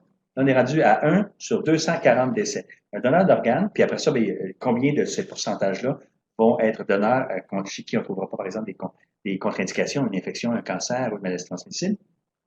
Encore là, c'est un autre pourcentage qui fait que 1 sur 240 décès peut être un donneur d'organes. Et si, par exemple, c'était un donneur de poumon ou un donneur de cœur, tous les donneurs d'organes ne sont pas des donneurs de cœur. Il y a à peu près 25 à 30 de donneurs d'organes qui peuvent donner un cœur, puis environ 25 qui peuvent donner les poumons. Alors, j'ai fait un calcul, là. Pour rencontrer votre prochain donneur de poumon, ça prend 1100 décès. Alors, si, par exemple, vous avez manqué votre coup avec ce donneur de poumon-là, qui était peut-être les poumons qui étaient destinés à votre belle-sœur ou à votre cousin, bien, il vient de passer en dessous de la table. Puis avant qu'on rencontre le prochain donneur de poumon, qui sera peut-être pas le sien, compatible avec lui, bien, ça prend 1100 décès. Donc, c'est dire à quel point c'est précieux un donneur d'organes et on ne peut pas se permettre comme ça nonchalamment de dire, ben pas grave, on fera le prochain. Ici, je voudrais vous présenter une vidéo pour concrétiser, vous montrer les effets concrets du don d'organes. Et vous voyez, vous allez voir une petite vidéo de Cédric. La particularité avec Cédric, c'est que j'avais tourné ça en 2007 à l'hôpital Sainte-Justine. C'est que, contrairement aux autres, parce que j'avais tourné avec plusieurs enfants receveurs d'organes, mais Cédric, lui, on a tourné cette vidéo-là avant sa greffe. Donc, les parents ne savaient pas s'il était pour avoir son organe. et s'il était pour survivre à l'opération. Cédric a reçu un foie. Donc, c'était très sensible et très délicat de tourner une vidéo chez un petit garçon qui va peut-être être décédé quelques mois plus tard. Bien entendu, ça a bien fonctionné. Et regardez bien Cédric parce que vous allez voir dans une autre vidéo plus tard, beaucoup plus vieux, vous allez voir comment il est bouleversé. Là, je vous invite à aller sur le lien. Juste un instant, ceux qui nous suivent de la maison, on va juste vous envoyer le lien sous peu.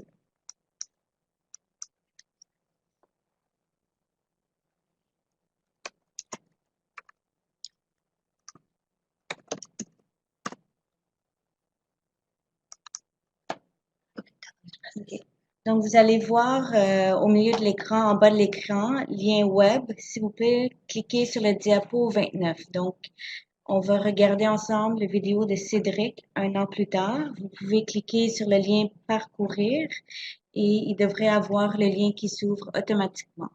S'il vous plaît, laissez-nous savoir si vous effectuez des problèmes techniques.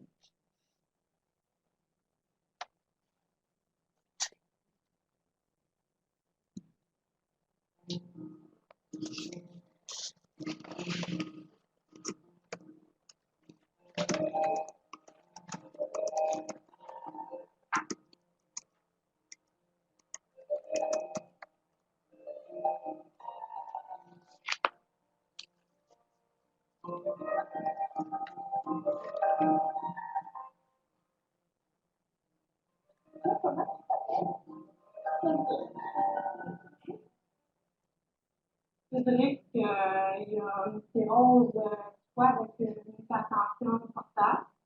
Il est à haut risque d'hémorragie digestive.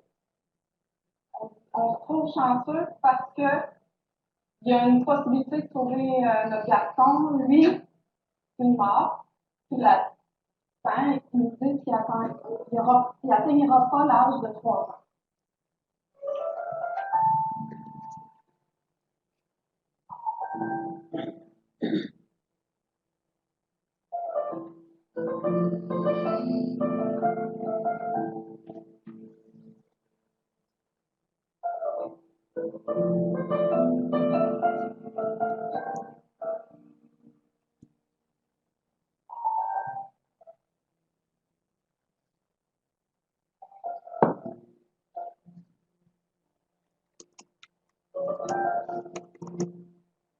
C'est arrivé à 6 heures le matin que c'est le téléphone qui a sonné. À 6 heures, un appel, le cœur de faire voir probable l'appel pour Cédric. T'es contente, c'est ça que tu veux. Il n'y en a pas souvent. Là, c'est vrai, c'est rendu là. T'as la peur là, que Cédric, là, ça va être une grosse opération, c'est quelque chose de gros.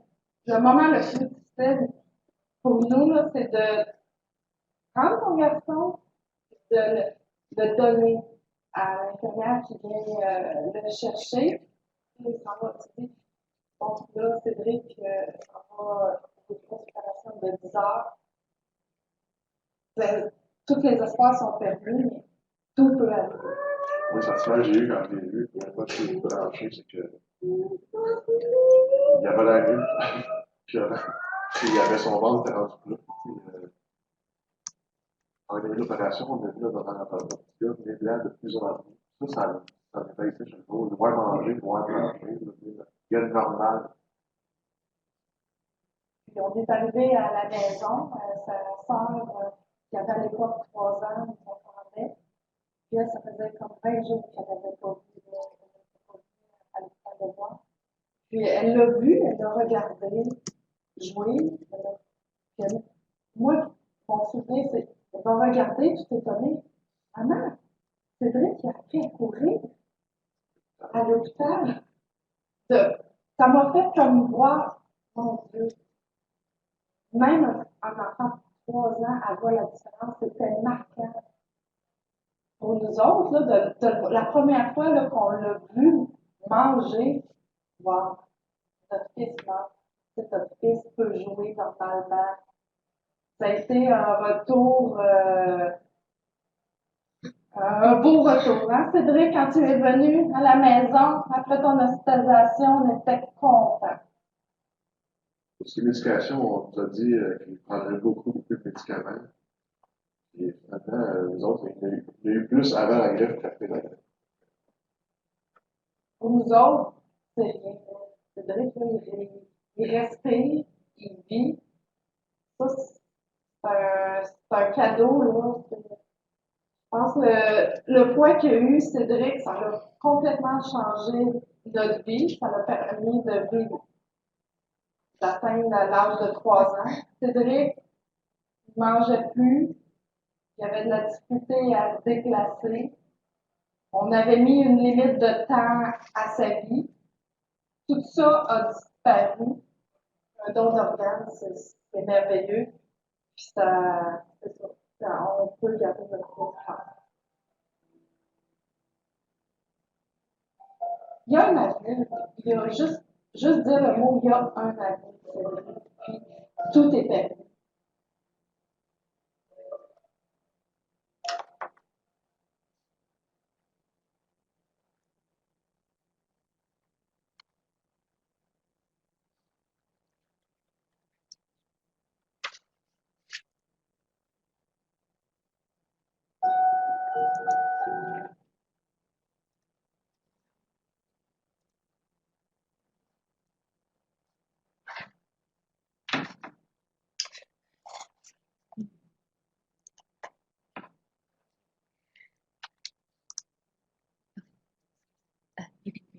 Donc, pour ceux et celles qui visualisent encore la vidéo à la maison, nous avons regardé le tout ici. Donc, je vais laisser la parole à nouveau à Dr. Marcella. Merci. Alors ici, pour répondre à la question, qu'est-ce qui peut être transplanté et combien de personnes peuvent bénéficier? Et souvent, les gens sont surpris d'apprendre. Vous savez, moi j'ai déjà eu une famille qui me disait qu'ils n'étaient pas favorables au don d'organes, mais dès qu'elles ont su qu'il y avait plus qu'un receveur, ça avait complètement changé leur opinion. Ça pour dire que un donneur d'organes, tantôt j'ai mentionné, il y a 8, en fond, c'est 8 receveurs potentiels parce que les 2 poumons peuvent être donnés à 2 receveurs différents. Quoique, en général, les 2 poumons sont donnés au même receveur, mais il arrive que les 2 poumons peuvent être transplantés à 2 receveurs différents. Les 2 reins sont transplantés à 2 receveurs différents. Et ensuite, il y a le cœur, le foie, le pancréas, l'intestin. Et même, je peux vous dire, le foie peut être séparé. Exemple, vous avez vu le petit Cédric, lui, c'est une greffe du foie qu'il a eu. Et heureusement, il y a peu de donneurs pédiatriques, parce qu'on souhaite pas que les enfants décèdent, mais malheureusement, ça fait peu d'organes à transplanter à ces enfants-là. Mais comme le foie, ça se régénère bien, et ça se fait très bien, on peut faire une réduction du foie et prendre un foie adulte et le transplanter à un enfant. Et ça fonctionne très bien. Donc, ultimement, on pourrait aller jusqu'à 9, mais en général, on dit qu'il y a 8 receveurs potentiels. Donc, les organes transplantés, le cœur, poumon, foie, pancréas, rein, intestin. Et lorsque les organes, quand on procède à la transplantation, c'est que justement les personnes qui sont destinées à recevoir ces organes-là sont atteintes d'une maladie dont la seule option thérapeutique, c'est la transplantation. On ne fait pas de transplantation quand une maladie peut être traitée autrement. Et c'est nécessairement en dernier recours qu'on procède à la transplantation parce que c'est quand même une chirurgie majeure avec le suivi subséquent et la prise d'antirogène, tout ça. Donc, ici, on voit qu'un donneur d'organes peut donner des organes à plusieurs personnes. Ici, je vous montre les temps d'attente moyens en 2016, parce que je n'avais pas encore les données 2017 pour vous les transmettre aujourd'hui. Mais exemple, pour une personne en attente d'un cœur, 238 jours, en attente d'un foie, 202 jours. Pour les reins, c'est c'est presque 2 ans, 641 jours. Pancréas, c'est très long. Donc, poumon, 330 jours. Et rein-pancréas, 238 jours. Ici, je vous montre un exemple, un graphique des personnes qui décèdent au Québec en attente d'une greffe d'organes.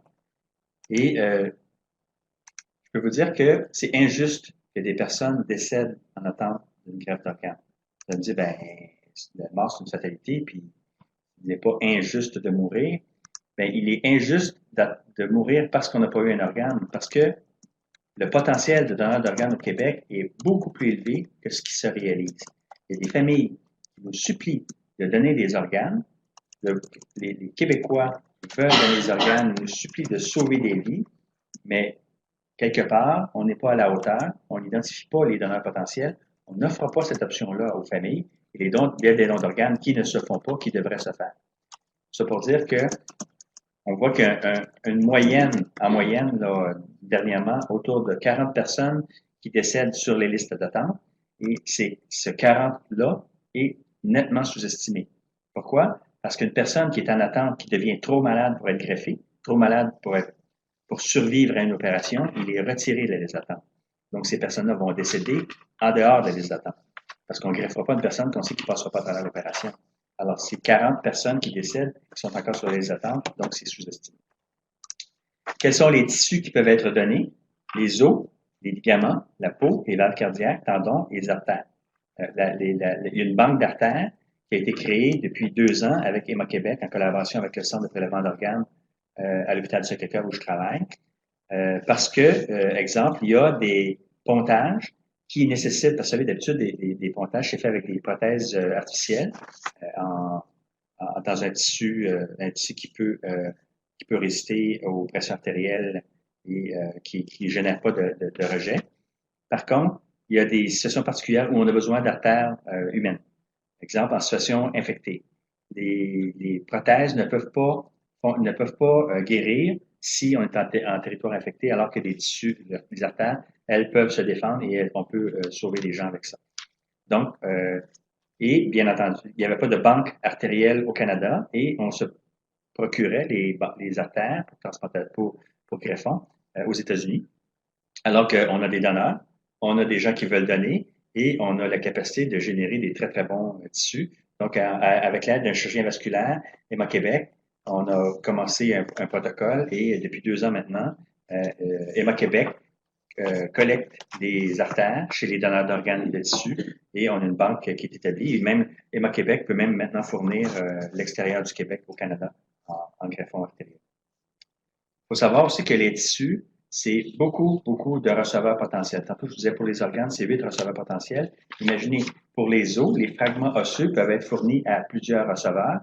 Juste pour les yeux, exemple, les fragments de sclère, par exemple, si vous avez un traumatisme à l'œil, on a besoin de réparer votre œil avec un morceau de sclère, qui est la partie blanche du globe oculaire.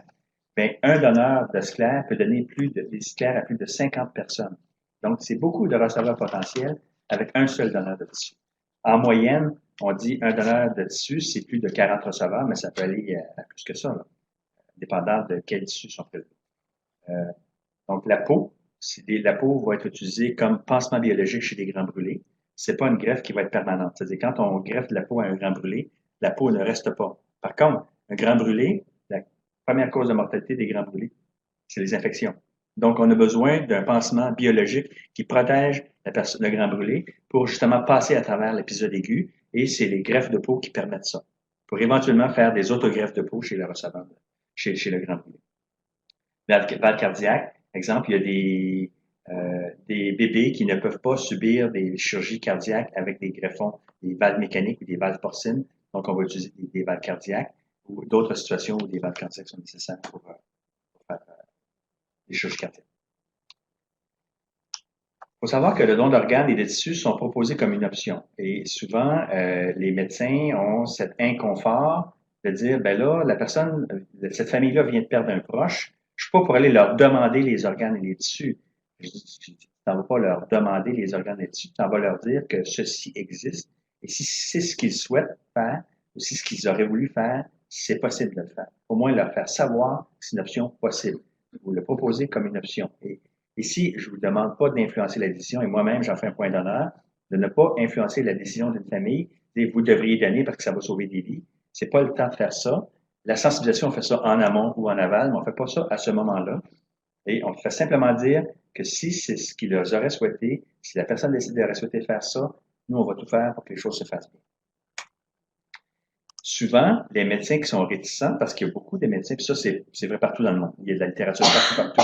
En France, en Suède, en Pologne, en Allemagne, aux États-Unis, partout, il y a des médecins qui sont réticents à offrir l'option de don d'organes et invoquent les principes d'éthique. Ils disent, c'est pas éthique de proposer ça à une famille au moment où ils vivent un tel drame. Ben, moi, je pense qu'au contraire, si vous ne le proposez pas, c'est que vous avez pris la décision à leur place. Et ça, c'est pas éthique de faire ça aussi, de décider à leur place. Votre devoir, c'est de leur dire que ça existe. Maintenant, parlons des principes éthiques en médecine. Les quatre grands principes en éthique médicale, c'est le respect de l'autonomie, c'est-à-dire que l'opinion du patient, ça contrevient pas, ça cause pas préjudice à personne. L'opinion du patient vaut celle du médecin. Parce que moi, je suis contre le don d'organes ou contre le don de tissu, que je devrais imposer ma vision des choses à la famille. Donc, respect de l'autonomie, la bienfaisance, deuxième principe en éthique médicale, la non-malfaisance et la justice. Parlons du respect de l'autonomie, donc c'est le respect des choix et positions personnelles et des décisions qui en découlent. La bienfaisance, c'est l'obligation d'agir pour le bien des autres. Et maintenant, si on regarde ça, qu'est-ce qu'une belle mort? Vous savez, on veut agir parce que les médecins disent, ben moi, j'ai l'obligation de bienfaisance, je veux pas faire du mal. Et si je propose l'option de don d'organes à une famille, je vais leur faire du mal. OK? Ben ça, il existe des études. On a posé la question à des gens qui se savent mourants. S'il y a 340 personnes mourantes d'un cancer terminal, d'une maladie cardiaque terminale, d'une maladie pulmonaire terminale, ces gens-là savaient qu'ils étaient mourants et on leur a posé la question, maintenant, pour vous, c'est quelles sont les priorités dans la vie? Les priorités, c'est être maintenu propre, préserver sa dignité, avoir confiance en son médecin, être sans douleur, être sans dyspnée, ça veut dire ne pas être essoufflé, pouvoir discuter de ses craintes avec le médecin, pouvoir faire ses adieux, pouvoir garder le sens de l'humour. Qui aurait pensé que pour un patient mourant, c'est important de pouvoir garder le sens de l'humour? Bien oui, ça fait partie des top priorités. Et le suivant, c'est pouvoir aider les autres. Si on demande à des patients mourants, est-ce que c'est important de pouvoir aider les autres? 88% des personnes mourantes considèrent que c'est important de pouvoir aider les autres. Bon. Si je pose la question aux médecins, d'après vous, pour une personne mourante, est-ce que c'est important de pouvoir aider les autres? 44% des médecins pensent que c'est important pour un mourant de pouvoir aider les autres. Ça veut dire que les médecins n'ont pas la juste perception de ce qui est important pour un patient mourant. Donc, ils vont présumer de quelque chose qui n'est pas important pour eux. Ils vont dire, ben, on n'est pas pour leur poser la question parce que ça, c'est pas important pour eux. D'ailleurs, je me fais dire ça. Pour eux autres, c'est la dernière chose qu'ils veulent entendre, alors que c'est pas vrai. Alors que vous avez une perception biaisée de ce qui est important pour un patient mourant. Maintenant, le principe de la non-malfaisance, c'est l'obligation de ne pas faire de mal aux autres. Bon. Les médecins disent, je ne suis pas pour aller leur proposer ça, je vais leur faire du mal. Bien entendu, au Québec, ben, fait partout dans le monde, c'est la règle du donneur décédé. Donc, les personnes sont décédées. Mais si on passe au-delà de la personne décédée, puis on regarde le mal qu'on pourrait faire aux familles. Il y a un sondage qui a été fait au Québec. Si lors du décès d'un de vos proches, on vous pose la question, est-ce que vous pensez que c'est correct qu'on vous pose la question, seriez-vous d'accord ou non, pour vous offrir la possibilité de don d'organes? Donc, 90% des gens disent oui, si un membre de ma famille décède, je pense que c'est approprié de me faire poser la question. Donc, la majorité des gens pensent que c'est correct de se faire poser la question. Il y en a 4% qui ne le savent pas et 6% sont en désaccord. Donc, à 94%, mettons à 90% et plus, c'est pas incorrect de poser la question. Donc, ce n'est pas dans 90% des cas, ce n'est pas de la malfaisance que de poser la question. Et le principe de justice en éthique médicale, c'est l'obligation de traiter les cas égaux de la même façon. Et au Québec et partout au Canada maintenant et dans bien des endroits au monde, c'est le principe de la liste unique. C'est-à-dire que, vous savez, avant, il y a plus de 25 ans, il y avait une liste dans tel hôpital, puis une liste dans tel autre hôpital, ce qui fait que vous étiez greffé plus ou moins rapidement, dépendant dans quel hôpital et sur quelle liste d'attente vous étiez. Ceci n'est plus vrai. Maintenant, c'est un principe de liste unique partout au Canada, partout au Québec et au Canada, ce qui fait que en fonction de l'urgence, en fonction ça fait combien de temps que vous êtes sur la liste d'attente et de d'autres, par exemple, de compatibilité, tout ça. Bien entendu, on ne peut pas greffer de personne qui n'est pas compatible avec le donneur. Donc, il y a des règles comme ça qui sont respectées et qui sont les plus justes possibles. Les facteurs limitants au don et à la transplantation, c'est la volonté de la population de donner. C'est-à-dire, si une population est très favorable, ben c'est plus facile. Et si une famille une population est culturellement ou philosophiquement très défavorable au don d'organes, ben c'est moins facile d'avoir des donneurs d'organes. Bien entendu, ça prend une volonté administrative. On peut avoir une population qui veut donner, mais une gestion, des gestionnaires qui ne veulent pas faire ça parce que ça coûte trop cher, parce qu'on n'a pas les moyens de le faire, parce que on trouve que ça vaut pas la peine. Les autres facteurs limitants, si vous avez des questions sur la volonté de donner, on pourrait y revenir plus tard. J'ai beaucoup de choses à dire là-dessus. Les autres facteurs limitants, c'est l'identification des donneurs. Tantôt, je vous disais qu'il y a un problème d'identification. Je dis qu'il y a des donneurs d'organes potentiels qui existent, puis les familles ne se font pas poser la question par le médecin. Soit parce qu'il l'a pas vu qu'ici, il y avait un donneur d'organes potentiel. Ça ne veut pas dire que c'est pas un bon médecin qui n'a pas bien traité la maladie, là, d'origine. Il n'y a aucun doute dans mon esprit. Ces médecins-là vont très bien soigner le patient, mais de constater un drame neurologique irréversible et une catastrophe neurologique, puis l'absence de pronostic, c'est une chose. Mais de savoir qu'ici, dans ce cas-là, exemple, il y a des médecins qui pensent que le diabète est une contre-indication. Donc, même s'ils ont bien traité le patient, ils savent qu'il y a un état mort cérébrale, mais ils ne savent pas que le diabète n'est pas une contre-indication. Ils n'offriront pas l'option du don d'organe et on va passer en dessous de la table encore. Moi, j'ai mon voisin qui m'a déjà demandé, Pierre, nos enfants prennent l'autobus scolaire ensemble, il dit, Pierre, mon chum, il est diabétique, il peut-tu donner ses organes? Je dis, ben oui. Mais son médecin, il a dit non. Mais pour cet ami-là, de mon voisin, la personne la plus crédible, c'est son médecin. C'est pas moi. Moi, il me connaît pas, puis je suis un inconnu. Donc, son médecin qui le connaît, qui sait qu'il est diabétique, lui a dit non, donne pas tes organes, tu peux pas donner. Alors, des médecins pensent qu'une personne diabétique, puis là, on parle juste du diabète, on parle pas des coronariens, on parle pas des surrénaux, on parle pas des maladies pulmonaires obstructives chroniques ou des fumeurs. Donc, il y a un problème d'identification à cause justement de cette méconnaissance-là des médecins, et ça, c'est partout dans le monde. Il y a des articles encore là au Brésil, aux États-Unis, en Europe, partout, où les médecins sont mal informés parce que le don d'organes, c'est une situation qui est trop rare et trop complexe. Bien entendu, les facteurs limitants, c'est le soutien médical des donneurs, le support médical des donneurs. Un donneur d'organes est très souvent très instable. Donc, c'est un défi de stabiliser une personne. Vous savez, si la personne est en mort cérébrale, c'est parce qu'il y a quelque chose de grave qui est arrivé. Une hémorragie cérébrale, un traumatisme crânien, un ACV, un arrêt cardiaque. Donc, cette maladie-là qui a causé la mort cérébrale, elle est toujours là.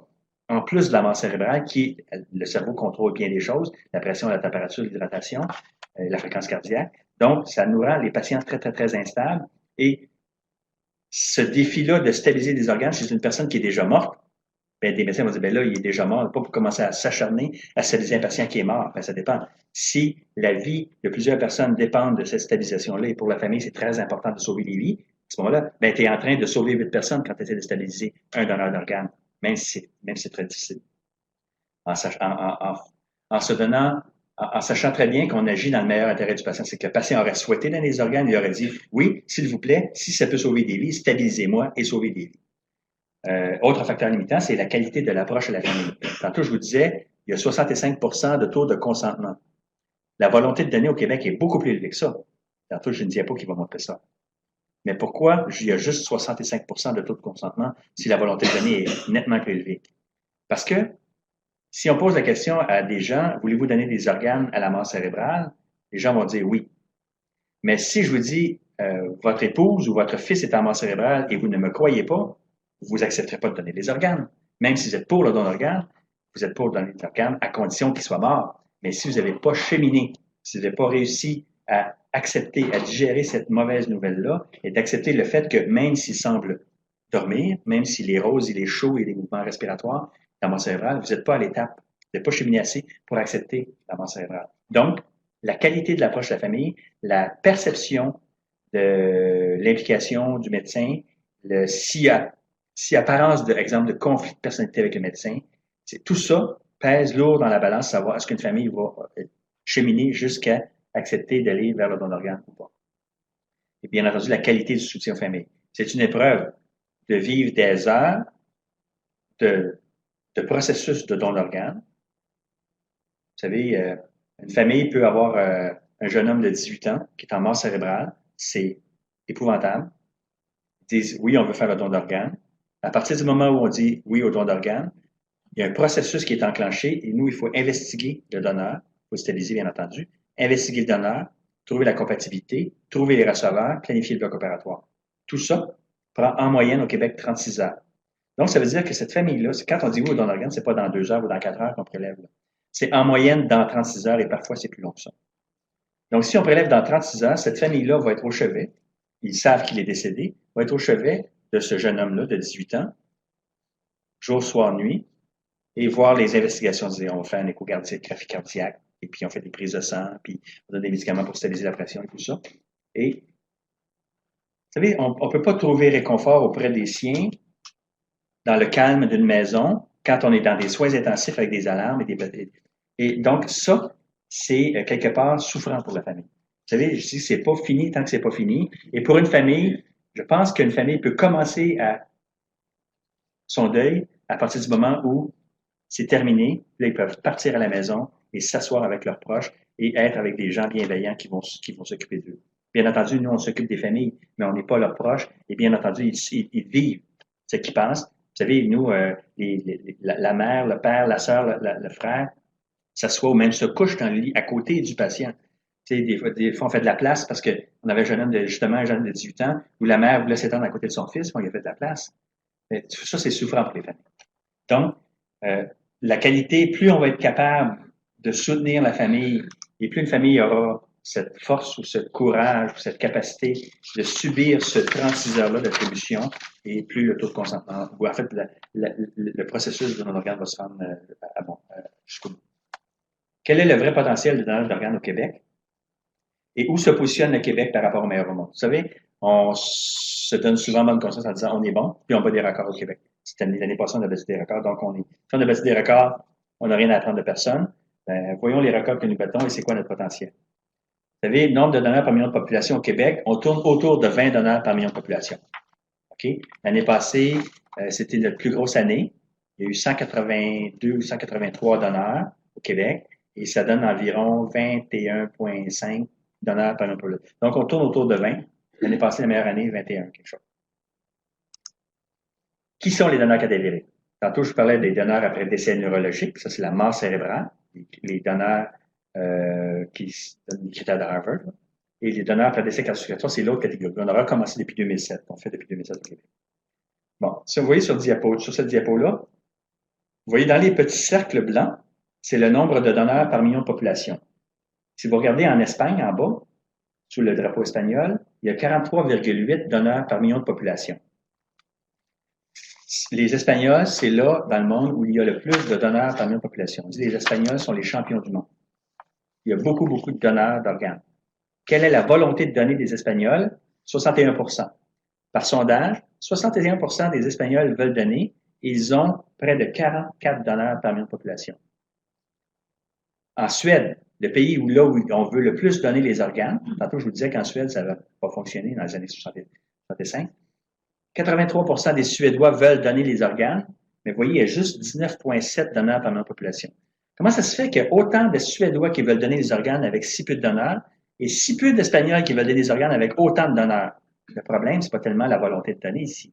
C'est que les Espagnols ont une organisation. Tantôt, je vous disais, là, les médecins qui n'identifient pas ou la volonté administrative de faire le don d'organes, s'il n'y a pas les ressources, puis il n'y a pas les infrastructures pour procéder au don d'organes, les médecins n'ont pas de lit de soins intensifs, on n'a pas de bloc opératoire pour prélever, le don d'organes ne peut pas se réaliser. Et ça n'arrive pas. Et si on donne toutes les ressources pour que ça se passe, comme en Espagne, ça se passe. Donc, avec si peu de volonté de donner, on fait des miracles en Suède, mais les Suédois, s'il y avait ces moyens-là, je veux dire, il exploserait le don d'organes, ce serait formidable. Non, si on regarde au Québec, c'est quoi la volonté de donner des Québécois? C'est 91% par sondage. Donc, c'est très élevé. Et je vous disais tantôt, 65% des familles consentent. Alors, une volonté de donner et consentir, c'est deux choses. Consentir dépend aussi de l'approche à la famille, comment une famille est approchée, et si le processus dure 36 heures ou 48 heures ou 72 heures, ça fait en sorte qu'une famille peut laisser tomber mon en cours de route. Donc, il y a tout ça qui pèse dans la balance. Ici, j'ai mis dans le petit cercle blanc, ben, au Québec, à ce moment-là, dernièrement, c'est autour de 20 donneurs par million de population. Donc, au Québec, comme en Suède, c'est pas la volonté. Vous savez, on se donne bonne conscience, les professionnels, en disant, vous savez, ben, quand les journalistes se posent la question, mais pourquoi au Québec, on n'est pas bon comme les Espagnols? On se donne bonne conscience. Ben, il faudrait que les gens signent leur carte, il faudrait que les gens acceptent de donner. Comme si ça reposait pas sur nous, puis que toute la faute repose sur la population. La population n'a pas de voix. Donc, c'est comme si on n'avait rien à se reprocher, qu'on n'a rien à faire. Alors que le problème n'est pas là. Je pense que tout le problème nous revient à nous. C'est qu'il faut se doter d'une organisation pour que le don d'organes se passe et ça ne repose pas sur les épaules de la population. Comment procéder si on souhaite faire un don d'organes de tissu? Le plus important que signer sa carte, plus important que signer le registre, c'est d'en parler à ses proches, d'en parler à sa famille. Pourquoi je dis que c'est le plus important? Parce que même si vous avez signé votre carte, que votre mère vous dit non, je ne veux pas que vous preniez ces organes, on ne le fera pas. Donc, c'est important que vous convainquiez votre mère, que vous convainquiez les membres de votre famille que c'est ça que vous voulez faire. Puis que même si vous êtes sur un respirateur pendant 36 heures Puis même si on fait des piqûres, puis qu'on fait une investigation, c'est correct. Si pour vous, c'est correct, ça, puis que ça peut sauver des vies, faites-le. Et dites à votre mère, dites à vos proches, écoutez, si ça repose, si ça impose ces contraintes-là, ben acceptons-les et sauvons des vies, s'il vous plaît. Comme ça, ben, au moins, vous allez, la personne qui va survivre, qui va consentir au prélèvement d'organes, va être plus saintonne avec la prise de décision. Parce que souvent, une famille qui contredit ou qui renverse la décision d'un défunt, c'est pas par malveillance. Une famille qui me dit, non, s'il vous plaît, docteur, on va arrêter, c'est pas parce que leur intention est de renverser la décision du défunt, c'est qu'ils ont l'impression qu'on est en train de faire la mauvaise chose. Ils disent, mais là, docteur, exemple, il y a une mère, ça faisait 4 heures. Elle pensait qu'on était tout prélevé en temps de 4 heures. Puis là, ben là, comment ça fait que c'est pas fait? Comment ça fait que c'est pas fini? Mon fils est sur un respirateur. Puis là, ben, c'est pas correct. Donc, elle a l'impression qu'on est en train de faire souffrir ou d'étirer inutilement, de prolonger les souffrances de son fils. Et à ce moment-là, quand on ne sait pas qu'un prélèvement d'organes prend en moyenne, ça va prendre 36 heures, ben, on a l'impression de faire la mauvaise chose entre-temps et on se sent coupable de ça. J'ai d'autres familles qui vont me dire, qui étaient tout à fait favorables dans l'organe, puis ils me rappellent 12 heures plus tard, le même matin, dire, bon, ben, c'est-tu fini? Alors, pourtant, on leur avait dit, mais souvent, l'information est difficile à retenir dans des situations aussi émotives. Et puis là, non, ça n'aura pas lieu avant demain matin. Puis là, docteur, on va arrêter parce que ma mère est plus capable. Par exemple, si le défunt a 35 ans, puis la mère a 65 ans, pas les 10 ans. Là, ma mère a pleuré depuis hier, puis elle est plus capable, s'il vous plaît, on va arrêter ça. Parce que encore là, ça va être une source de soulagement quand tout sera fini, et tout ne sera pas fini avant demain, donc on va arrêter maintenant. Donc, c'est ça. Donc, en parler à ses proches, c'est très important. Signer sa carte d'assurance maladie, très important aussi, parce que ça va aussi signifier, ça va indiquer à votre famille que c'est ce que vous vouliez faire. Donc, ça va aider votre famille dans une décision. Maintenant, depuis 2012, un petit peu avant ça, un petit peu avant 2010 peut-être, il y a le registre de la RAMQ. Quand vous renouvelez votre carte d'assurance maladie, on vous pose la question. Malheureusement, il y a des étapes. Il faut renvoyer un formulaire à la RAMQ. Donc, plus on multiplie les étapes, plus ça rend le processus compliqué. Donc, une famille qui ne s'est pas manifestée à la RAMQ, ça ne veut pas dire qu'il ne veut pas donner. C'est simplement qu'il n'a pas pris la peine de le faire. S'inscrire au registre de la Chambre des notaires. Quand vous allez chez le notaire pour un mandat en cas d'inaptitude ou pour faire un testament, le notaire peut vous poser la question, souhaitez-vous, à votre décès, faire le don d'organes de tissu, il va le mentionner. Il y a un registre central, lequel peut être consulté par Héma-Québec ou par Transport Québec, et on peut savoir à votre volonté. Comment une famille sera soutenue pendant cette épreuve? Et là, je vous amène à la mission du Dr Marcellet. Tantôt, Mme Abra mentionnait que j'avais fondé une œuvre de bienfaisance. Et puis, en fait, ça faisait longtemps, ça faisait plus de 20 ans que j'avais vu cette nécessité-là de fonder une œuvre de bienfaisance pour le don d'organes, mais j'avais pas eu l'énergie ou le temps ou l'initiative de le faire avant récemment, depuis 3 ans, 4 ans. Et tantôt, je vous mentionnais à quel point c'est important de soutenir une famille dans cette épreuve-là. Je vais vous raconter une couple d'anecdotes pour vous démontrer ce besoin qui n'était pas perçu. Vous savez, les receveurs, les personnes qui attendent des organes, c'est normal. Ils ont des besoins, ils sont malades, besoin de soutien, et c'est normal d'avoir des fondations pour ces gens-là. D'ailleurs, toutes les fondations dites pour le don d'organes, en réalité, sont des fondations pour les receveurs d'organes, ne sont pas pour le don d'organes. Vous savez, Fondation canadienne du rein, c'est pour les gens qui attendent des reins, c'est pas pour les donneurs de reins. Fondation canadienne du foie, Fondation des maladies du cœur, fibrose kystique, la Fondation Diane Hébert, la Maison Linacé, sont toutes des fondations dites pour le don d'organes, mais c'est pour les receveurs et c'est tout à fait correct. Mais il y a des familles de donneurs d'organes qui ont des besoins qui ne sont pas perçus par la société. Exemple. Tantôt, je vous disais, un donneur d'organes, ça prend en moyenne 36 heures. Moi, j'ai eu un jeune homme de 32 ans dont le père consentit au don d'organes. Le père a 72 ans, il a une leucémie chronique. Il habite à 40 km de Montréal, pas très loin. Mais comme il est malade, il n'a pas de transport. Il dit oui au don d'organes, mais il ne peut pas venir au chevet de son fils parce qu'il n'y a pas de transport, puis il est trop malade pour conduire. Et ben, il donne les organes de son fils. La vie de plusieurs personnes repose sur cette décision-là, de vouloir ou pas donner les organes, mais lui ne peut pas être au chevet de son fils en fin de vie, puis c'est dramatique de perdre un fils. Il ne peut pas être au chevet de son fils parce qu'il n'y a pas de transport. La question que je me pose, c'est est-ce qu'on mérite? Premièrement, lui, il ne mérite pas ça. Mais nous, est-ce qu'on est à la hauteur? On se fait donner un cadeau si précieux, des organes qui vont sauver des vies, mais on n'est même pas capable de fournir à ce monsieur-là un transport pour qu'il puisse venir au chevet de son fils pendant les quelques heures qui restent. Autre exemple, j'ai eu une famille d'un hôpital à l'extérieur de Montréal. Le vendredi soir, je les rencontre. C'est des adultes de quarantaine d'années. Leur père a 65 ans. Je leur dis, ben, OK, ils veulent faire le don d'organes. On est vendredi. Le prélèvement aura lieu probablement dimanche. Allez-vous venir voir votre père demain? Là, la famille me dit, honteusement, docteur, on ne viendra pas demain parce que votre stationnement coûte trop cher. Eux, ils ont payé un stationnement à l'autre hôpital aujourd'hui. Et parce qu'ils ont dit oui au don d'organes, là, il y a eu un autre stationnement à payer à Sacré-Cœur. Puis demain, un autre stationnement et dimanche, plus l'essence, plus les repas. Ces gens-là sauvent des vies, mais notre stationnement leur coûte cher. Là, quand j'ai su ça, j'ai pris ma carte de crédit, je suis descendu avec eux autres, puis j'ai payé leur stationnement.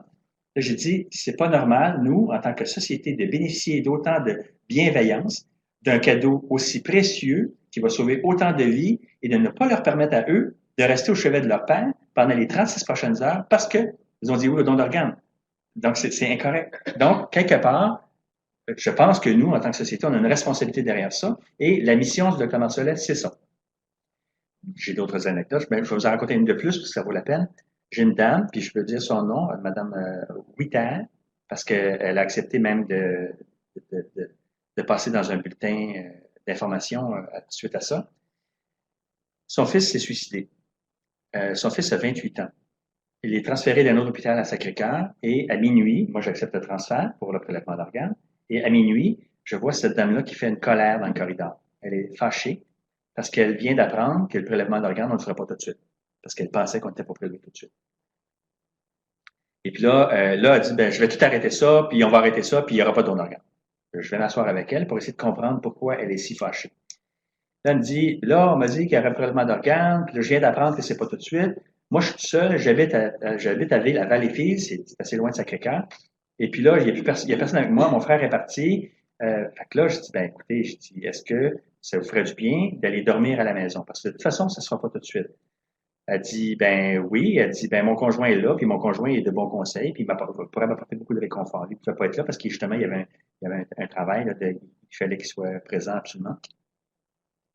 Là, j'ai dit, ben, oui, aller à la maison. Ben là, ça va coûter, j'ai pas de transport, ça va coûter les yeux de la tête. Ben, j'ai dit, si la ressource existait pour vous payer un transport pour aller coucher chez vous. Ben là, je veux pas abuser de tout ça.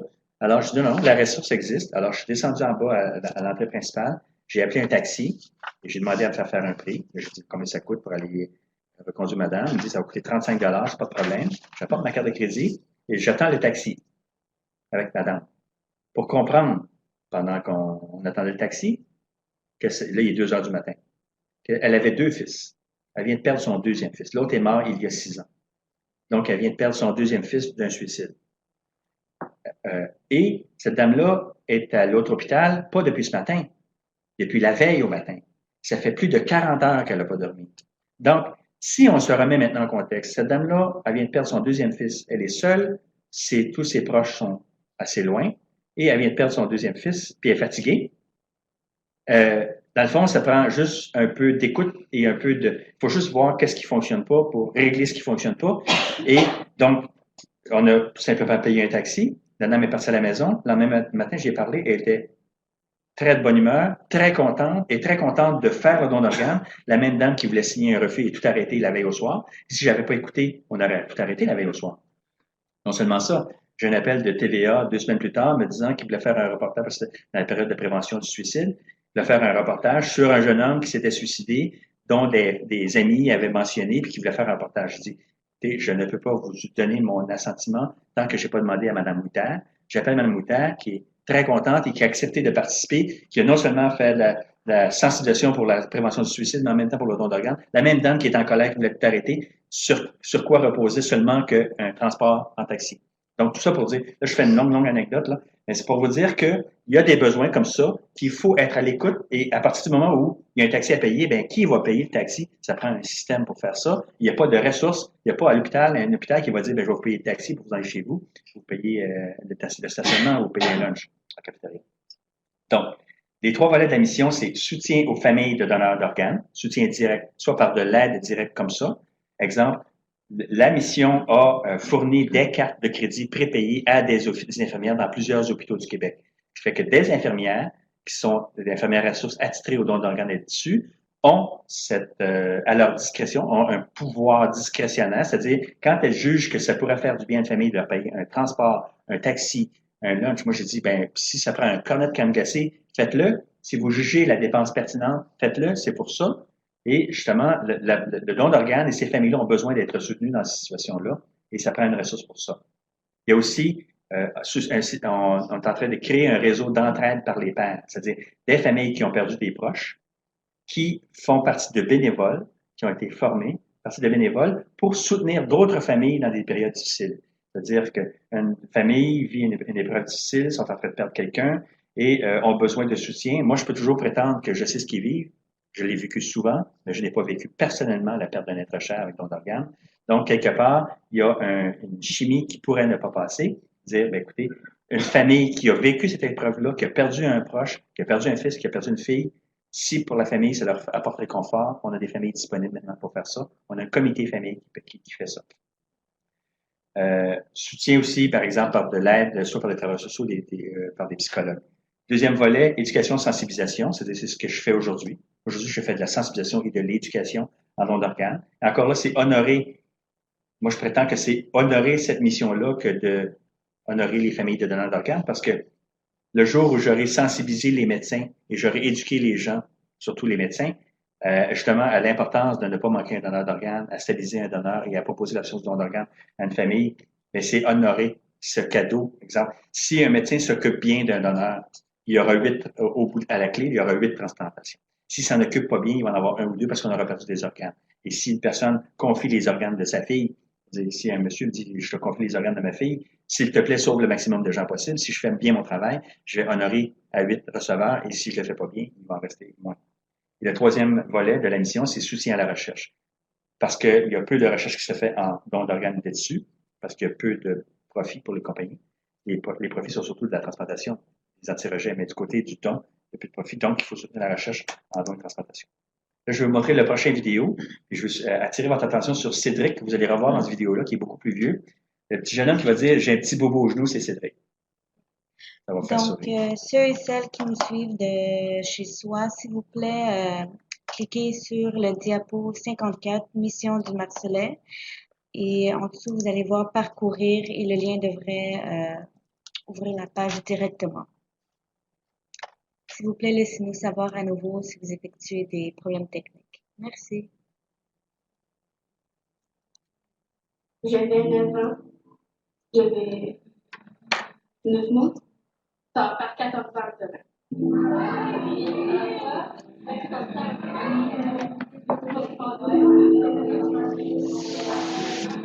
J'avais une grosse bédaine, j'avais de la misère à courir. J'avais trop mal au ventre à l'école, puis ça, c'est comme ma deuxième maison. Alors, si vous permettez, on va commencer. On a un programme très chargé. J'étais très proche de mourir, tous mes organes étaient en train de s'éteindre. Je m'appelle Eliane Hutt, j'ai 14 ans, j'ai une greffe de foie à 1 mois. On était trois frères qui avaient la même maladie. Puis les trois ont été greffés par le docteur à la vie.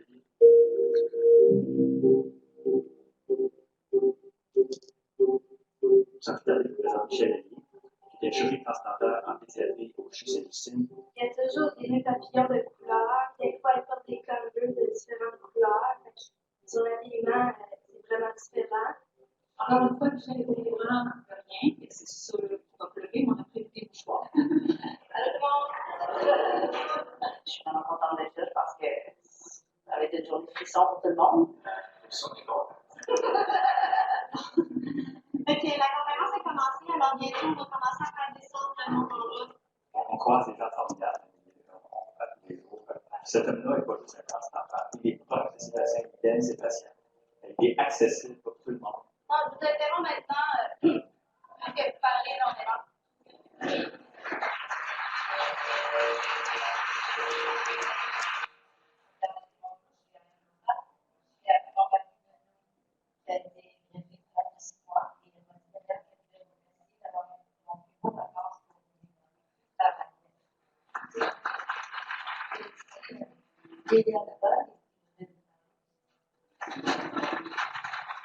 Grâce à vous, maintenant, je fais du sport, puis je fais du théâtre, puis j'écris du normal. Merci beaucoup de votre aide. Merci. Quand on me demande, je ne serais pas là. Si j'avais pas eu mes règles, je serais capote. Je peux pas quitter maintenant. Je peux manger n'importe quoi. Je peux jouer avec mes amis tout le temps. J'aime tellement ça, c'est vraiment amusant. C'est quelque chose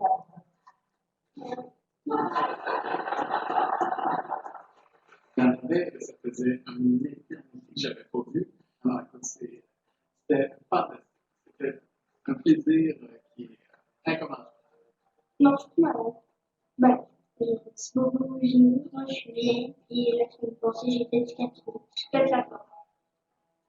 Grâce à vous, je vais pouvoir donner un petit handicapant. La plus bonne étude de quoi du livre de l'État qui est dans la carte. C'est une arme médecine qui va dans des faits.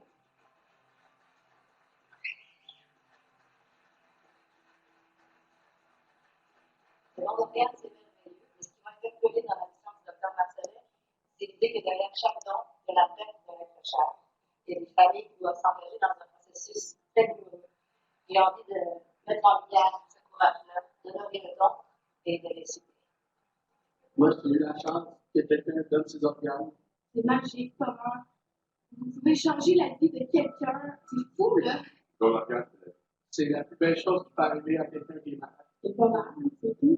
Ça change pas seulement la vie de la personne qui a été greffée, c'est sa famille, de ses amis, de son entourage. c'est un merci énorme de l'ensemble. Merci. Merci. La mission est d'honorer et supporter les familles de donneurs, parce que sans leur générosité, toute cette magie n'est pas possible.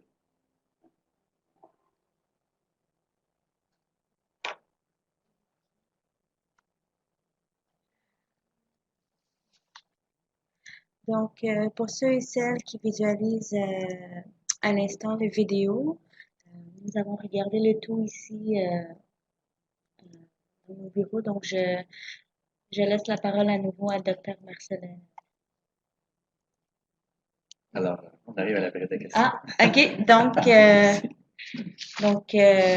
parfait. Donc, merci beaucoup, Monsieur Dr. Marcelin, pour votre présentation. Ce fut très enrichissant. Donc, je vous remercie infiniment. Comme on peut voir avec votre présentation, il y a tout un aspect soutien offert aux familles et on voit en fait, d'où vient l'importance de soutenir les familles avec toutes les procédures dont on a à suivre. Donc, à l'instant, pour